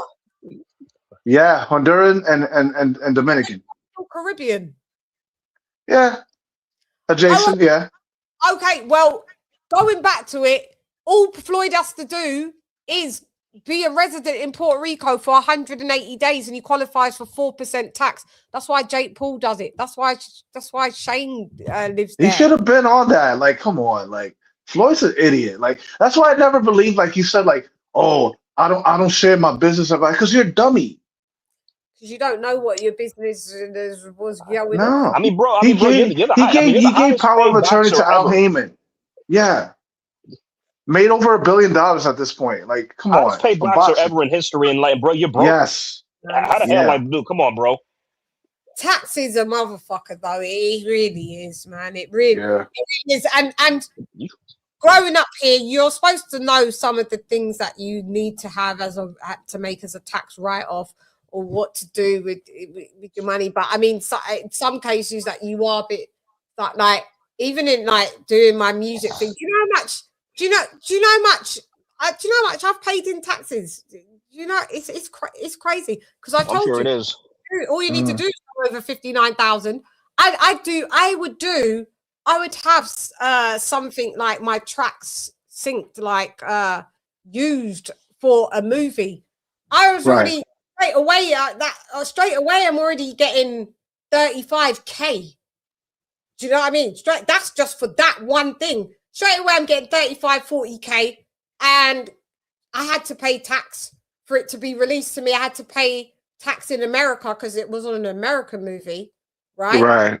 And then when it came to me, then I had to pay tax, British tax. So I had a track that was on Spider-Man, on one of the Spider-Man films, right? Oh, cool. And, yeah, I know, thank you. And so the money that I got, I had to pay 2 taxes. Like, so already, so what I'm saying is, so if that's 30 to odd K, 40K, then I'm touring around every weekend. I'm making like another 5, 6, 7K, right? You could imagine I've already way past the threshold in 1 year. And I'm doing that. You're doing that for like 10 years, bruh. You end up spending, you know how much money tax I fucking paid. And the thing is, it's just like, I'm not at the liberty to have gone and become a citizen elsewhere, because then it would have been a deficit for what I had going on here. So you're kind of like trapped. You're like, you got to make really millions upon millions to just say, fuck it here then, and I'll just be elsewhere all the time. Yeah, move to Dubai. Yeah. Dubai, any of the Emirates, like I said, Puerto Rico, Monaco. Any tax haven that's there, like you gotta go there, but you gotta be of a certain like economic class to do that, because like it's expensive to live there. That's the trade-off. That's the trade-off, because to live there is expensive. So you got to be making multi millions to make it like I'll be clearing like 200K, and then you go, well, I'm going to Monaco. No, bitch, you ain't going to Monaco. Your UK ass down. Uncle Sam and rinse and repeat, because that's all you be doing. It's fucking sad, mate. But you know, that's what it is. I think that. Yeah, man. Fuck taxes, for real. Yeah, taxes crazy.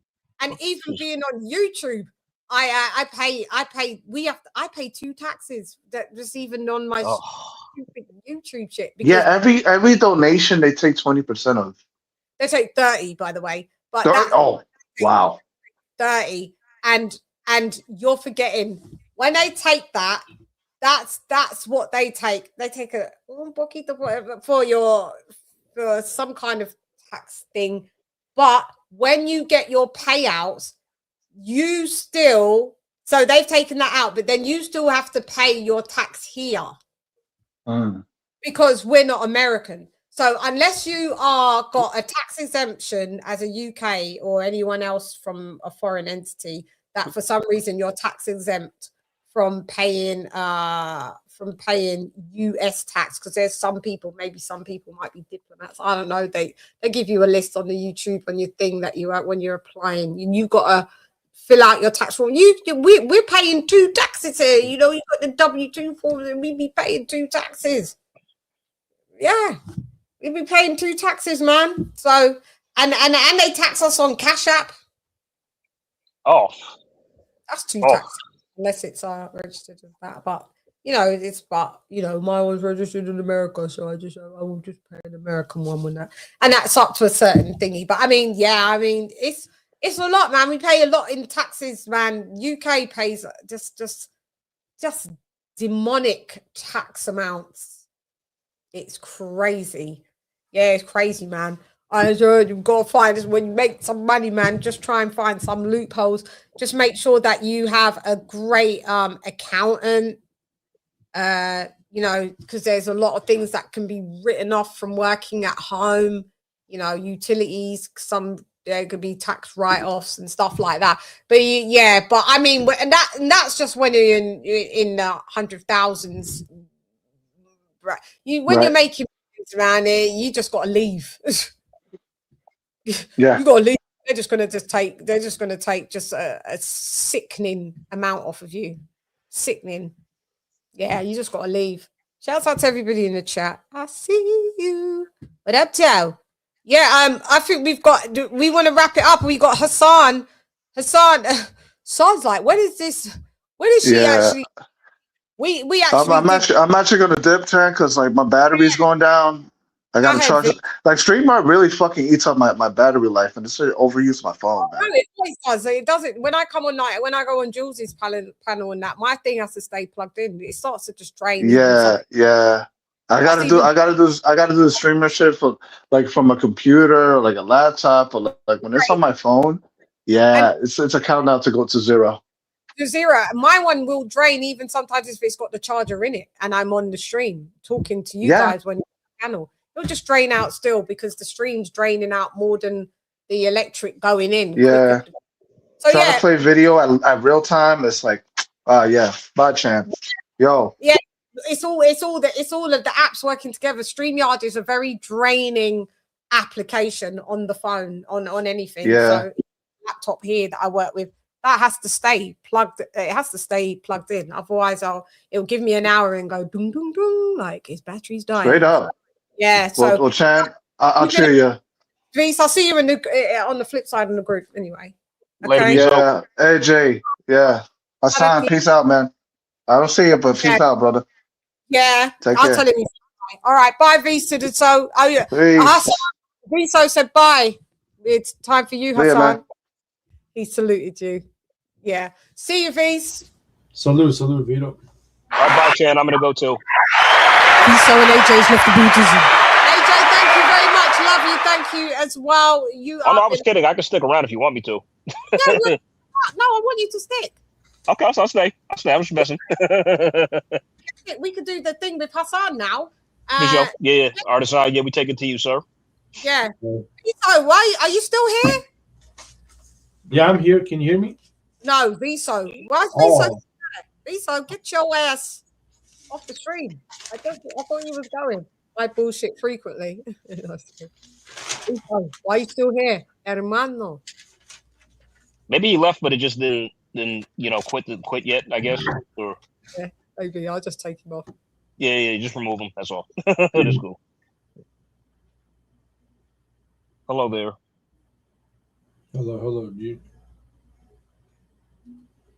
Damn, the Chann. Oh, there I am. What the heck? Oh, yeah, I was about to say, what happened to you? Yeah, where'd you go? Oh, no, I removed my damn self. Where's it? Hang on. We're going to do Hassan. There we go. Hassan, we're going to... Oh, I'm supposed to have the... Wait. Oh, God, I wanted to have the... Stay there. Talk. You guys, give us a little talk. Yeah, we just got a little UFC event. Give me 1 minute, Hassan, because you know what? I want to intro you correctly. I'm just trying to think. My brain's freezing. What happens when you get old? Your brain stops working. Like, I don't know what to do. Hang on, 1 sec. I'm trying to figure out the configuration. Give me un momento, por favor.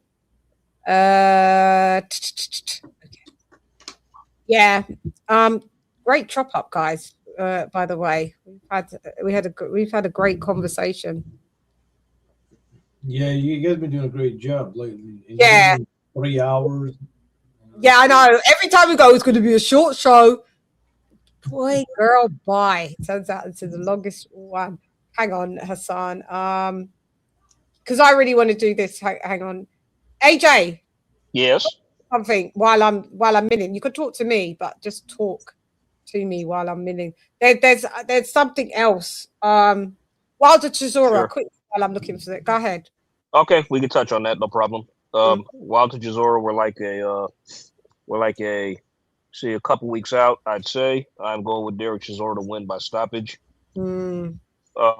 I said Wilder recently posted some training footage, and needless to say, it was not impressive at all. He's looking every bit as 40 years old. I think Chisora Derek just walks him down and then stops him probably mid to late, I'd say. So. Oh gosh. I mean, I don't. I mean, but it's funny because I don't think it'll be a clean knockout. I think it'll just be maybe a stoppage. Maybe he might retire on the stool, or it's going to be the ref is going to probably have to step in. Mm-hmm. You know, so yeah. So you don't think he's going to sleep? No, I don't. I mean, it's possible he could. I mean, but I just see more of a stoppage by accumulation, like a TKO. Yeah, so, I got you. You know, something like that. And hopefully he just no. I mean, Shane KOK left because I was going to ask his take. I already know. Well, we already know he's picking anyway. Yeah, Eduardo. I think he's connected. Well, we already know his pick is anyway. So you know, I could guess. I think he's not going to have Wilder. Oh, he's not. No, I don't think Edward's going to have Wilder at this stage. Oh, okay. Well, I don't think so. No, I don't think Edward's going to have Wilder at this stage. I really don't. No. I'd almost bet that Eduardo doesn't have Wilder. On. Yeah, man. Just curious what Deontay's going to say. If you do, Eduardo, you better not. You better take him off your damn list. I just don't see. I'm just curious to see what he's going to say. You know, if he does lose. You know, any excuses? You know, just the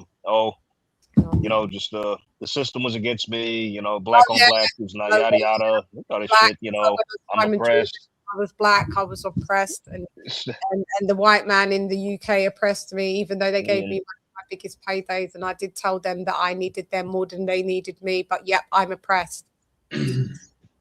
Oh God! So, wait for the rollout. For Dear Book of Life, Wilder, Dear Diary, today I must come up with a new lie of why I lost that makes my soul feel better. Fucking dickhead. Oh man, yeah, he's another one that just is sticking around for whatever reason. I guess you know. So he's another one saying that he's staying there till he's what did he say? Staying till he's fit with 49 or something. But I don't believe that shit. I mean, come on, man. You know. With the current crop that's coming up, it's like, dude, Moses Atama beats him right now. He would knock out Wilder in like the first maybe 2 or 3 rounds. Yes. I mean, if he destroyed Dillian in one, think what he'd do to him. I mean, it's just asinine. Yeah, I don't know. Maybe he's just telling himself. He's just deluded to the extent he has to tell himself this to help hype himself up, I suppose. But it's just false confidence and bravado at this stage. He's enough one. We just want him out because we're not that. We think you're great. We just want you to go. Oh, who Wilder? Yeah. Oh, I never thought he was great, but no. We thought was great. He's not one. We just want you the fuck out. He gave us some gems. I mean, the third fight in the Fury trilogy was good. You know, just decent. Entertaining knockouts. But ultimately, you ducked who you were supposed to fight, and you made it look like it was their fault. Yeah, you ducked most of your career. Like, you know what I mean? You ducked. Klitschko, he ducked. Joshua, he ducked. Dylan White, he ducked. He ducked AJ. He ducked. Yeah, like it was sickening. He did. Could have fought all those guys. Literally, could have fought everybody. He had the chance. He had his chances, multiple ones. But it's like you didn't want to know. Now you want to try to convince everybody was you know, the other way around, not your fault. When we know the truth. I don't want to know. No, hang on. I've got to do a scan. I mean, you had one job. He had one job. All he had to do was beat Joseph Parker. Damn job. All he had to do was beat Joseph Parker, and we would have finally got the AJ fight. That's all he had to do. All he had to do. Zhang couldn't do that. He just couldn't do that. Just couldn't do nothing. I secretly think that Eddie purposely made him captain to get him fucked up, because I think deep down he knew that he wasn't beating Zhang. Boost his damn morale. And help make him feel like, you know, the PBC didn't help you to feel like you belonged, and you know what I mean? Maybe you can, do you know what I mean? I mean, because bro, it's like you're literally working for, you know, under the guy who you call the slave master. You know what I'm saying? Yeah, I know, and all of that. Years ago, you know what I'm saying? He's whack. It's always going to be whack. Wilder's always going to be whack. He's always lame. He's always corny. There's not one bit of my spirit that I even, you know. This is why you really need to bite your tongue and watch your mouth, and really just you know, be careful what you say, because you never know what you might end up doing. I don't like the guy. The guy's just a lame. Hang on, Hassan. Nearly there, Hass. Yeah, so you've got Derek Chisora. I got Doughboy, yes, by stoppage. Oh, Derek Chisora. go, Derek. Derek is being like all nice during the promo and everything like that. But once that bell goes, he's gonna be on you like white on rice, bro. See when it's fight week as well, when it comes to that final weigh-in, like I said to Raheem, when Derek comes in with his face all white with white powder and a Joker fucking red smeared lipstick over his face with black hollow eyes talking about his war Chisora. Let's see. It's not gonna look good for you, hermano. You're gonna fit Derek's my brother. Okay. You think Derek retires if he wins? Yeah. You think he's done? You think he'll stop? He's done. Yeah, he's done. Yeah. He ain't got nothing left in him. Yeah, he ain't got nothing left in him. Yeah. Like literally. Has to the sign. Give me 1 minute. Un momento, por favor. Where did that go? I just downloaded it. We have Thurman versus Fedora this weekend as well. Oh God, we do, don't we? Finally, I'm skipping that. I have no interest. So I don't know about you. Late for that. Don't expect me to be staying up. No fucking. Undercard is weak. Sorry, the undercard is weak. Yeah, I won't be staying up late for that shit, mate. You won't. All I know is Thurman had better stop them in like 5 or 6 rounds. I better not have gone past that. So Thurman's not going to beat Fedora. Oh no, I'm sorry. I mean Fedora. My bad. He better stop Keith in 5 or 6. You know, he better not go past that. So my bad, messed him up. Yeah, Thurman ain't gonna beat no Fedora, boy. I tell you. I meant Fedora. Yeah. Either way, I don't care much about this fight, but of course I got Fedora stopping Thurman. So and that's what makes it sad that you're coming back. I mean, dude, you're wasting your time with a guy like this, and that just shows you just want the easy. You want easy. you want the easy street. That's it. Dick. That's all. Just a dick. Because I think Fedora's actually coming into himself. Like he's actually made improvements in his style in like his recent couple fights. Fedora, like he's actually using his attributes properly. Now he's starting to use people putting them at the end of a jab and keeping them out. Just being real surgical with his punches and everything. That's things that he could never fucking do. Do you know what I mean? That's how he got knocked out the first time. Be in the pocket, which is quite admirable. I mean, but it's a dumb way to fight. It's like you have the dimensions and the reach to use what you should be using, and you're not. You know what I mean? Yeah. I'm coming, Hassan. Yeah. It's like you've been blessed with a naturally tall physique, like a rare physique among boxers. So you need to use that. She 5'9". Yeah. I'm fighting. And what's she fight at? Oh, no, he's 6'5". No, I said his sister's 5'9". Oh yeah. Gabrielle is, yes. Yeah. So but she's similar in a lot of ways because of the weight she fights at. She's very tall for that weight. Which is why I think you should honestly move up to a Superfly. Because she's talking about going down. It's like, what you want to go down for? Not even a 118 or 120. What's she? 115? Oh no, 112, something like that. 112. That's fly 112. Gosh, but she talking about she want to move down. It's like, move down. Wait, what? Woo!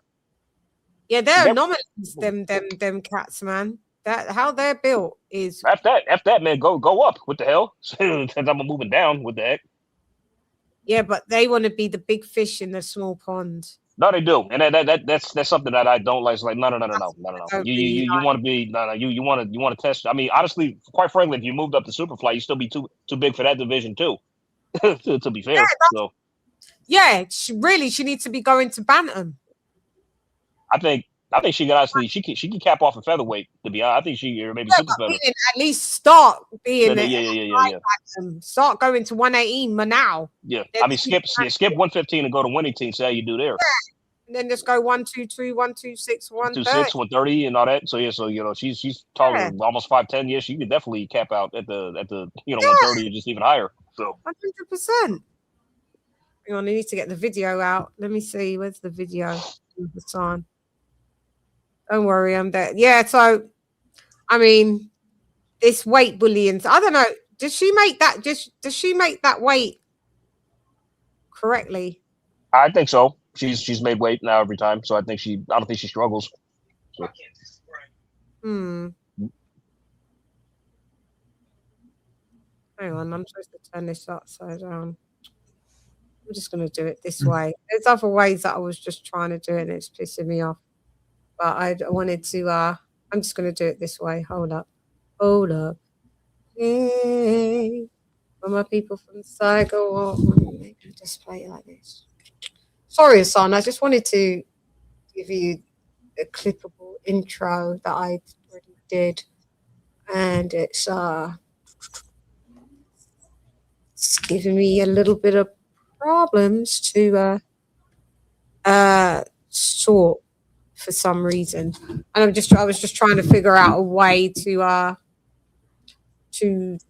change it. Give me one more attempt. One sec. Go ahead, AJ. Pick a topic. Let's see. What else is new? What else is going on? Let's see here. Looking up. What else happened? What else has happened? What's happened? Okay, let me try this one. I talked about that. I did it with that. See here. Oh yes. Oh yeah. This weekend I forgot we have Moses Atama versus Jermaine Franklin, I think, as well. Oh yeah, this is where it starts to get good. Now. Yes. It starts to get kind of good, doesn't it? Yes. I got Moses winning, but I'm not sure how he'll end the fight. I'm not sure if he stops Jermaine or not. I say I got him on points. I think I got him on points. Yeah. I picked Moses. I picked Moses on points. It's on. Is there any boxers that you do like? Me? Yeah. Yeah. Anthony Joshua's one. Oh, sick. Pacquiao.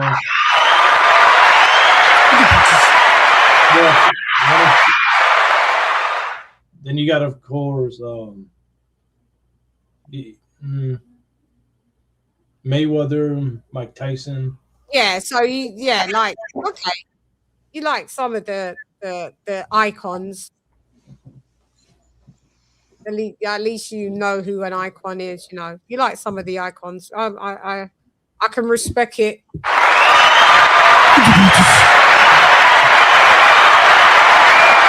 How's it going on over there with all the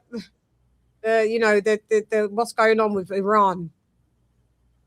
Oh, no, that's for another topic. This is about fighting in the ring in cage. I know.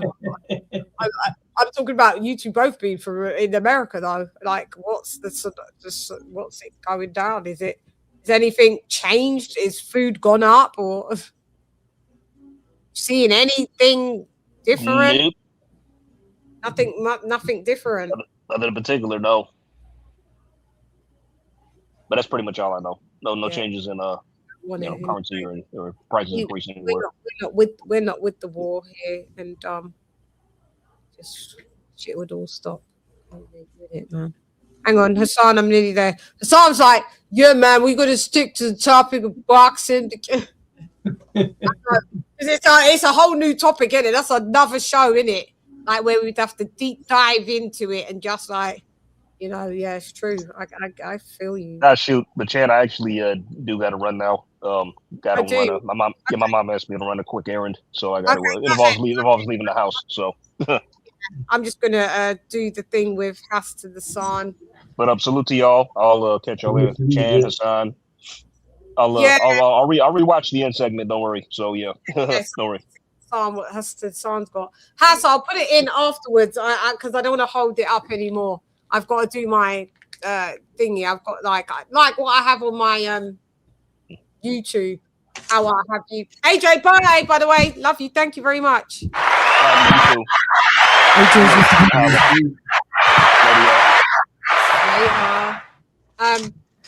have to. Did you see the MMA thing that I did of yours? The one on IG, yeah. Yeah. Oh, is it on my IG? Yeah, you send it to me. I think it's that one. Is it on my IG? No, it's not. I was just saying. I was going to play. I can just play it from there then. Hang on. I could play it from there then, can't I? Oh, I don't know if you talked about this, but hang on, hang on. I'm going to intro you now. I know how to do no, it. it's about boxing. Jake Paul thinking about fighting Francis Ngannou. He thinks. Hang on. Give me un momento. 1 second. 1 second. And then I will have you. I promise. I've been saying 1 second for like 10 minutes. But I promise you. That's I all promise. I promise. Hassan, did you like that? The electronic AI thing that I put on us the other day. Yeah. And we're all in pink and thingy. And yeah, that was pretty dope. Yeah. Did you see how handsome you looked at the last bit where you looked up and I was like, oh, look at him looking all handsome. Well, it was perfect timing though. It was perfect timing. You looked all like glazy-eyed, and then it cut to you, and it was like, yeah, and then it flipped off. I was like, oh, it was fucking dope. I did that with AI. Okay, look, I found it. I did it with AI, and I was like, look at Hassan looking handsome about. Being like, yeah, what up, Joe? I was in the BBC. Where you have gone? Okay. But your mic went very low.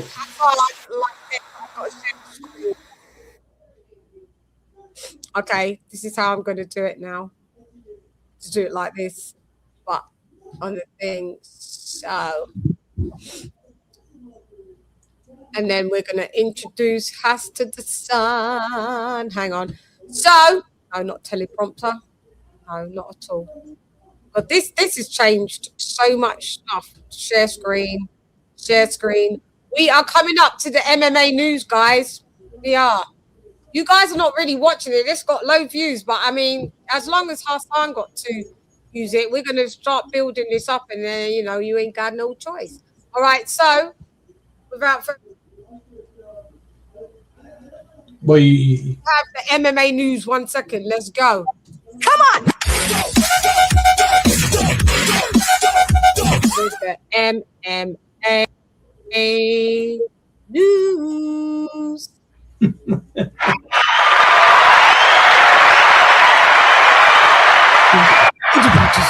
Go ahead, Hassan. Thank you, Lady Chann. So, Jake Paul, MVP, they're doing, how they're doing Ronda versus Gina in the main event. Now he just added Francis Ngannou versus Philip Lynn. That's going to be interesting. And then the big story is Nate Diaz is coming back versus Mike Perry. That's going to be very interesting because Dana White wanted Nate Diaz to come back to the UFC. Mm-hmm. So I guess MVP, the company, they got Nate Diaz versus Mike Perry. And Mike Perry been doing bare knuckle boxing for the last 4-5 years now. So this is his first fight in MMA in the mid. So this is going to be very, very interesting. Also, we got in the MMA UFC 326. That's in May 9th. Hamza Chimaev versus Sean Strickland. That's going to be very interesting middleweight fight. 185 pounds. Can't wait. Also, now this got Dana White in big trouble. UFC Freedom 250 at the White House in June. So they're doing this a big event. Oh yeah, I saw it. And everyone's like, why isn't Conor McGregor on it? Well, yeah, but see, a lot of people are mad because they said Dana White promised like 6-7 title fights. John Jones wants to be in it, but he's not in it. Conor McGregor's not in it. And then what makes it worse? Why McGregor wouldn't be placed on it? El primero. Hola. Well, John Jones, he's risking. I kind of agree with Dana White on that one because what if they build up the card and he does something, because John Jones messed up a lot of big fights before. Conor McGregor, same thing. I mean, he does not. At least he shows up, but he is risky. Dana White doesn't want to risk it. Look at the camera.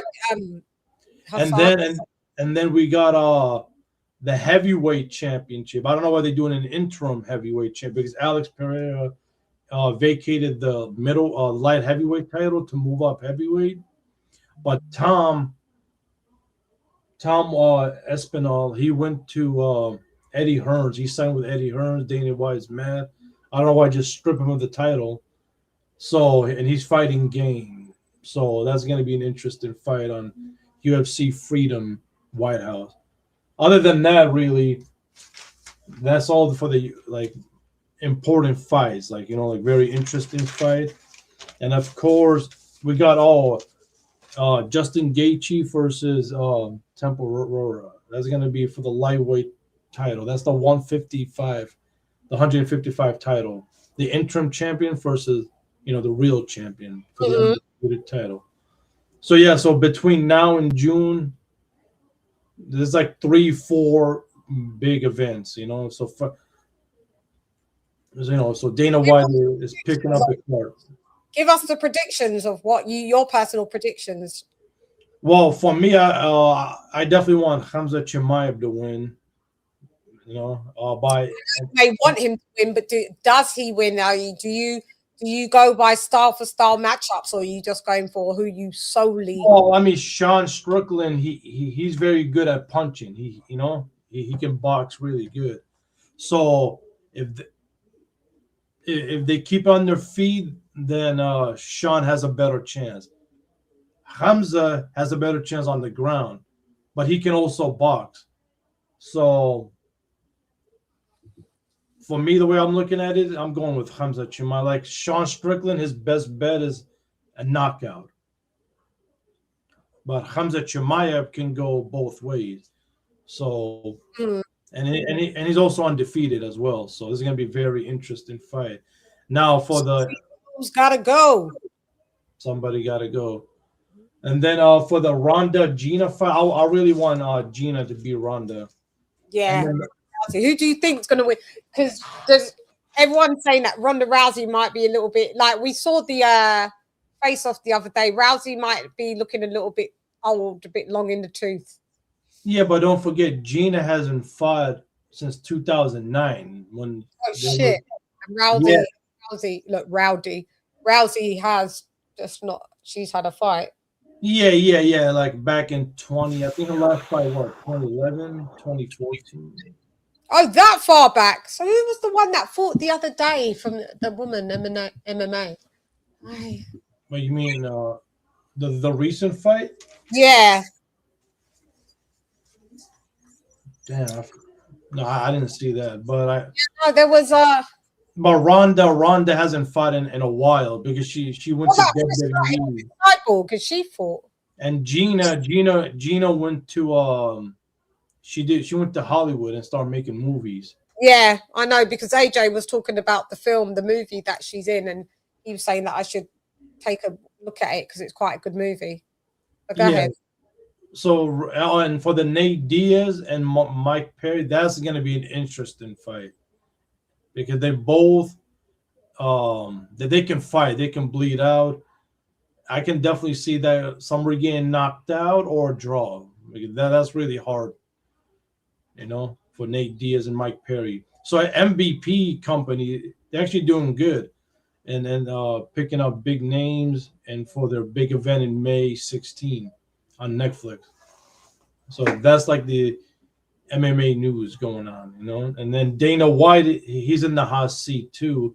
He's mad at Eddie Hearn for taking his heavyweight champion, signing up.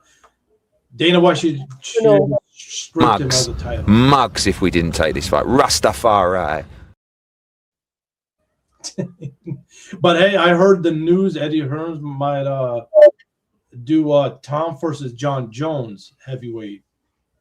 Even though that John Jones is not fighting in the White House thing, and do you think there's any disdain for Dana White, and do you think he just crosses over to the street and goes over to Eddie and does a super fight? Because everyone's wanting to see John Jones fight. Yeah, well, most definitely. If the money's right, I think he'll do it. The money's right. John Jones fights. John Jones will fight it if the money's right. Yeah.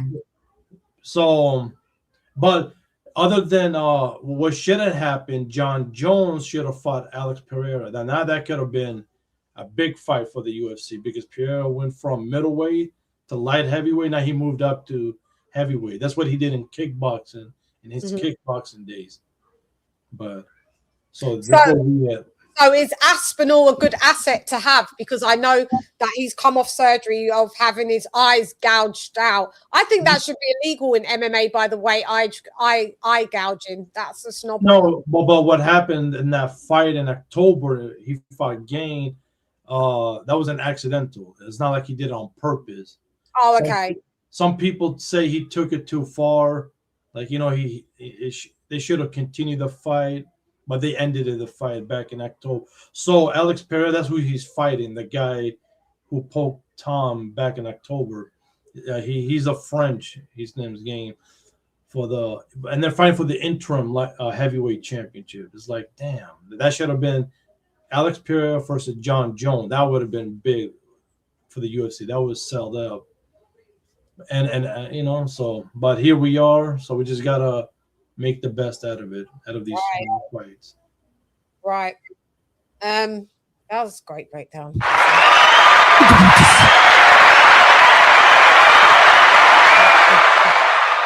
So yeah, that's guys, please follow Hassan at his channel. Hassan, you can drop the link to your channel in the comment section, by the way. You should always do that. And I should pin it. If you guys want to, Hassan obviously is here, but he also has, you know, his channel that he's dealing with and with all, you know, MMA news. So just drop that in the chat, Hassan. And people, if you like, because I know a few of you like MMA, but when you see me chop up the MMA chunk, the clip, please go and view it, click it, like it, and, you know, and like you have to do with this, you know, we've got to support each other. You know, even if you don't like MMA, just click on the video, get it a view, and then the views in the booties. You know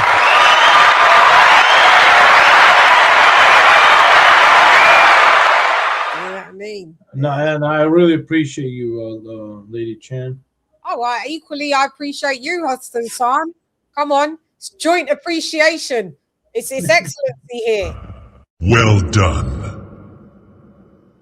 Outstanding. Impressive. Excellent.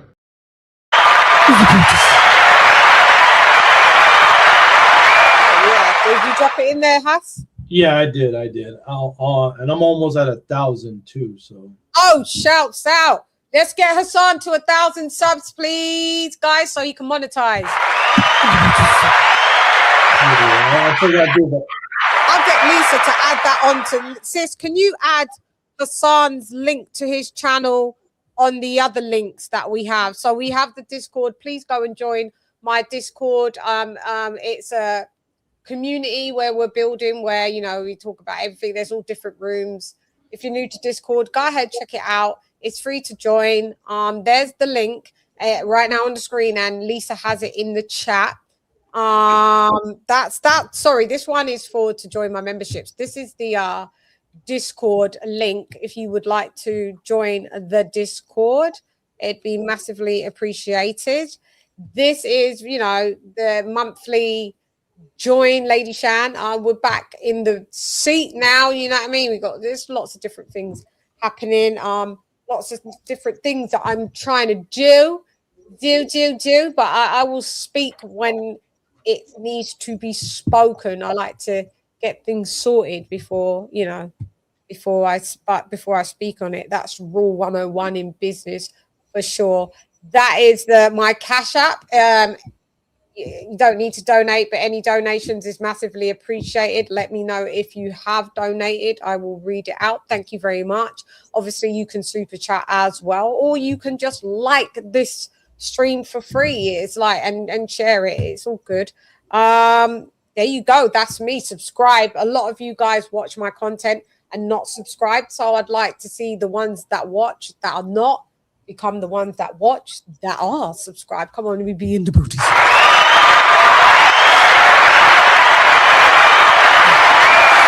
Yeah, Dana don't trade fire. Hey Troy, nice to see you. And el primero, ya tú sabes, en el edificio también.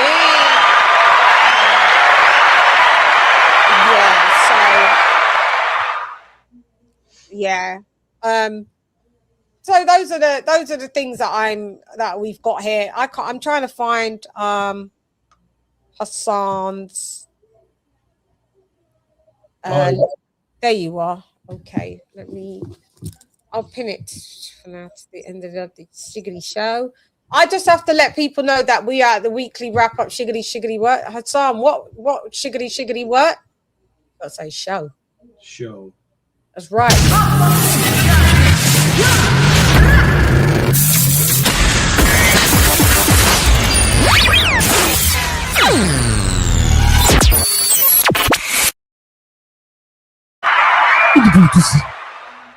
That's right. Let me just sis, if you get this into that's pinned, go ahead and let me Hassan, if I might not even have subbed. I'm subbing. Sorry, I've just subbed myself, Has.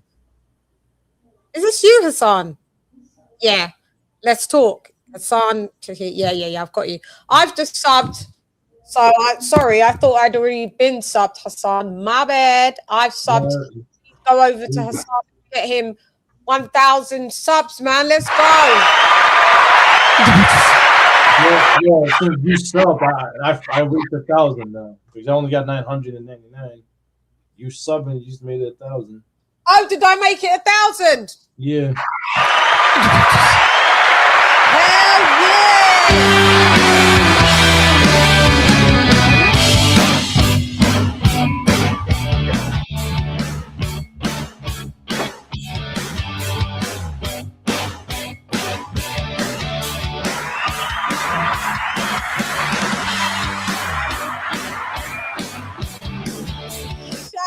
To you, Hassan. We've reached 1,000, but guys, just because we've reached 1,000, just keep subscribing, please. We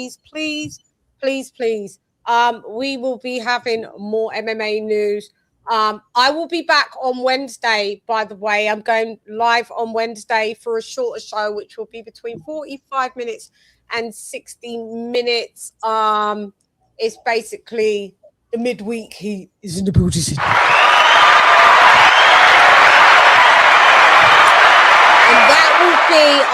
I'm trying a time. It will probably be 6 p.m. UK. I didn't realize that American clocks have gone forward, so my bad. So I have to account for that because our clocks are still not gone forward yet in the UK. So it will probably be really quite an early show, the midweek heat show. It will probably be 6 p.m. UK, which will be now with the time change, which will be 1 p.m. Eastern. And 10 a.m. it'll be like a morning show. 10 a.m. PT. We in the building. So definitely come and join me. Yeah, for sure. Definitely come and join me and for the midweek heat. And Hassan, I want to say thank you so much for getting me into this MMA thing and giving the MMA reports. I'm gonna have the thing uploaded. It's amazing. Thank you so much. No, thank you for giving me this opportunity. And a lot of MMA fighters, they start doing boxing. Some of them doing it for the paycheck. Some of them doing it for the excitement to fight, to continue fighting. But a lot of them are doing it for a paycheck. They see how much, like Chann O'Malley. I didn't know he even boxed. He made like 10 million, I heard, or 15 million. That's what I was going to ask you. Is there been a lot of contention since that Conor Benn got signed? Even though Conor Benn hasn't been paid by Dana White, it's by Turkey Al Sheikh for the 15 mil, the little turncoat he is. For the 15 mil, I heard MMA fighters are in uproar. Well, yeah, But here's the thing, though. Conor McGregor was the highest payer in MMA. He's like the first person to make 30 million or 20 million or more. Yeah. Then the second right behind him, like Ronda Rousey, John Jones. General makes that money. Khabib too. Ever since he fought McGregor, his stock went up. But here's the problem. Here's the thing, though. they started to see how much money they're making in boxing, even bare knuckle boxing. So everybody's just jumping ship. At least get 1 or 2 fights in and make that money, you know? Shouts out. Yeah, that's right.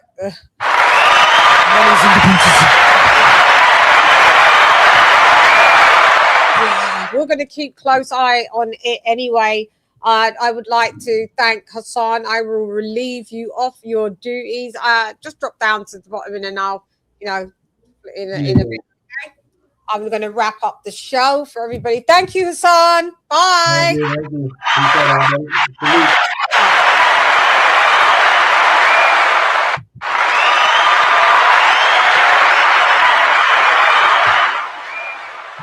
Hassan has left the Buddhism. Oh, that was a fun show. Let me do my members only roll call.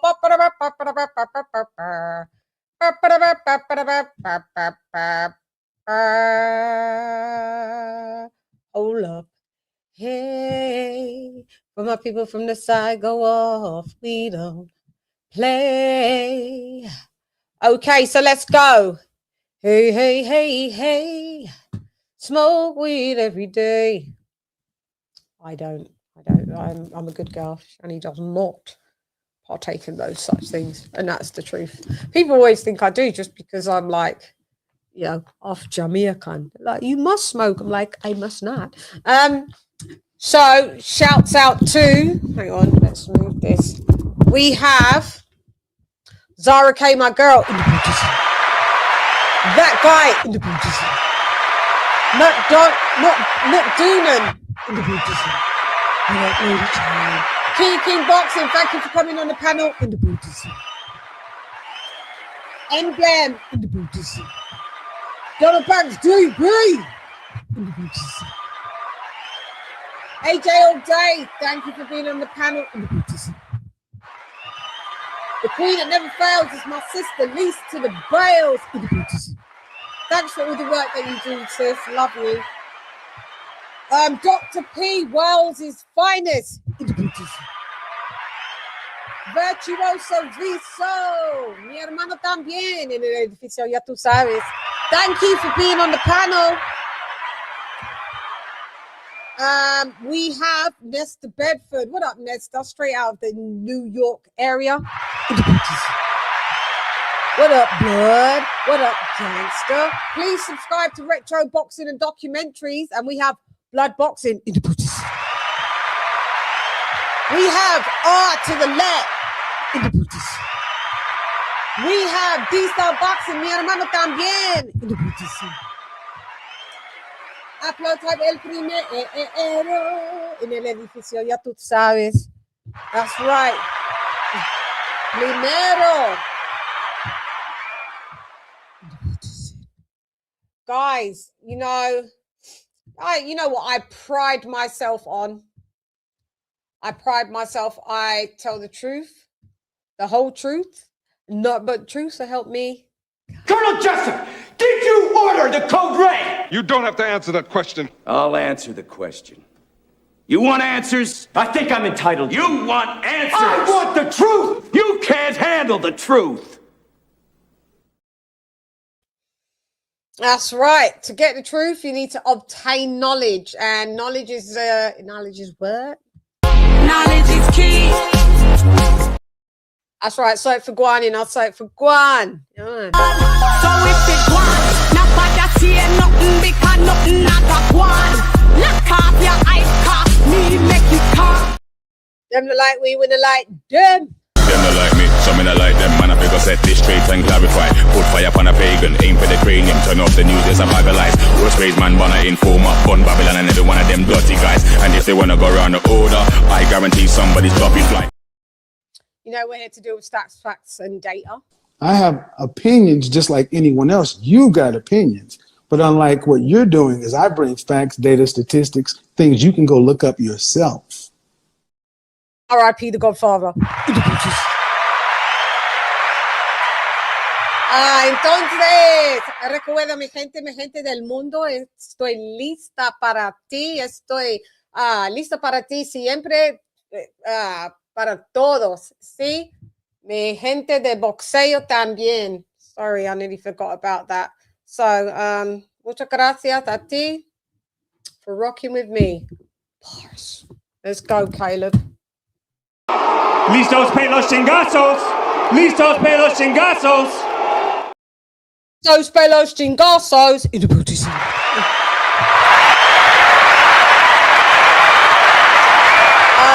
Otra vez. You know, some of these fighters we're gonna have to throw in the trash. Yeah, man. But you know, I'm that bitch. Always will be that bitch. I'm the female Svengali. Let's go. It's hype, you suck at life, you don't want a round three. Worship the queen and your mic to pass. Keep it real, these chicks couldn't wipe my anyway, stylist, go get Ferrari. I am the ultimate Bengali. These chickens can't even spell that. You hoes fucking repel that.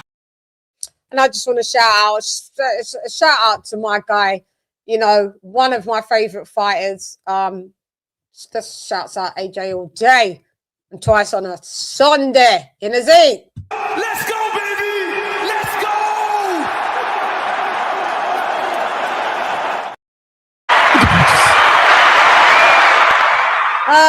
Okay, so where are we at? Guys, it's been a great show. I was supposed to be on for no longer than 2 hours. I'm going to have to get disciplined with time, but I think you're deserving. I think you're owed a long time. I had to take a couple of weeks off, and I fucking appreciate you coming to rock with me. We haven't seen on the TV, there's a delay, so we've got Mr. Caleb Plant on there. Listos pelos chingazos. And I just want to say thank you very much for rocking with me. I will be back for the midweek heat on Wednesday. Just look on the community tab. Apologies for my tardiness as well. But, you know, I have to remind you where we at. We at the weekly wrap-up. Shiggity, shiggity, where? Shiggity, shiggity.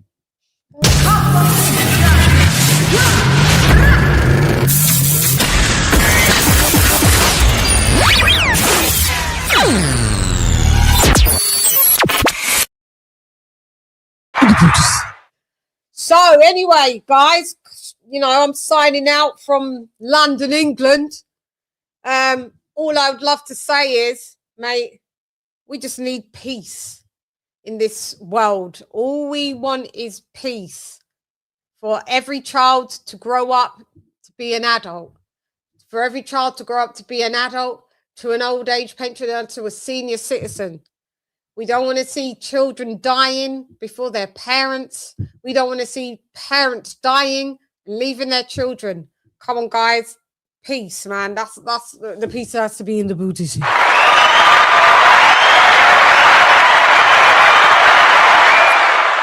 you know what, man? We have to always say all praises to the Most High Supreme each and every time.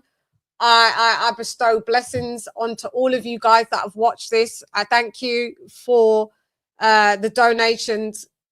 Yeah, that's Flo Dizzy. That's right. Thank you, the Black Caller. You're amazing. And don't be a stranger. And sometimes come on the panel. Shouts out to Hassan. This is Hassan's YouTube channel. Please subscribe, like I said. And I thought I'd bring that from me to you. From you to me. You dares, brothers. You dares. Anyway, I'm gone. Hey, girl, it's Leah de Shamratons, none less. Come on, Sushan. God.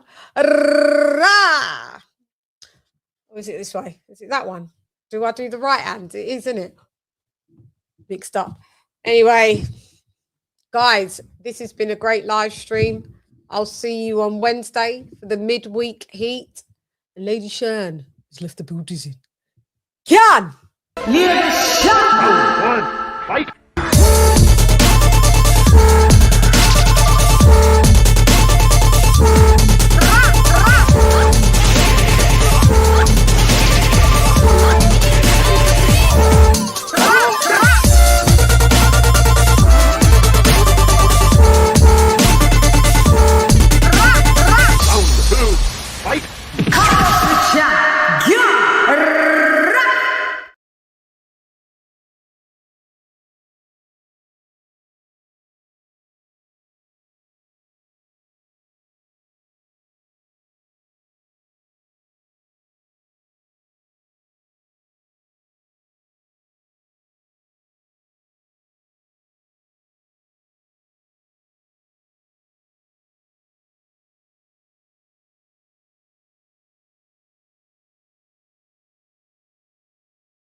Lady Chann, done them season. You know what's Done going them on. season.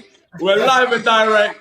Facts, stats, and data. If you can't back it up, we don't want to hear from you.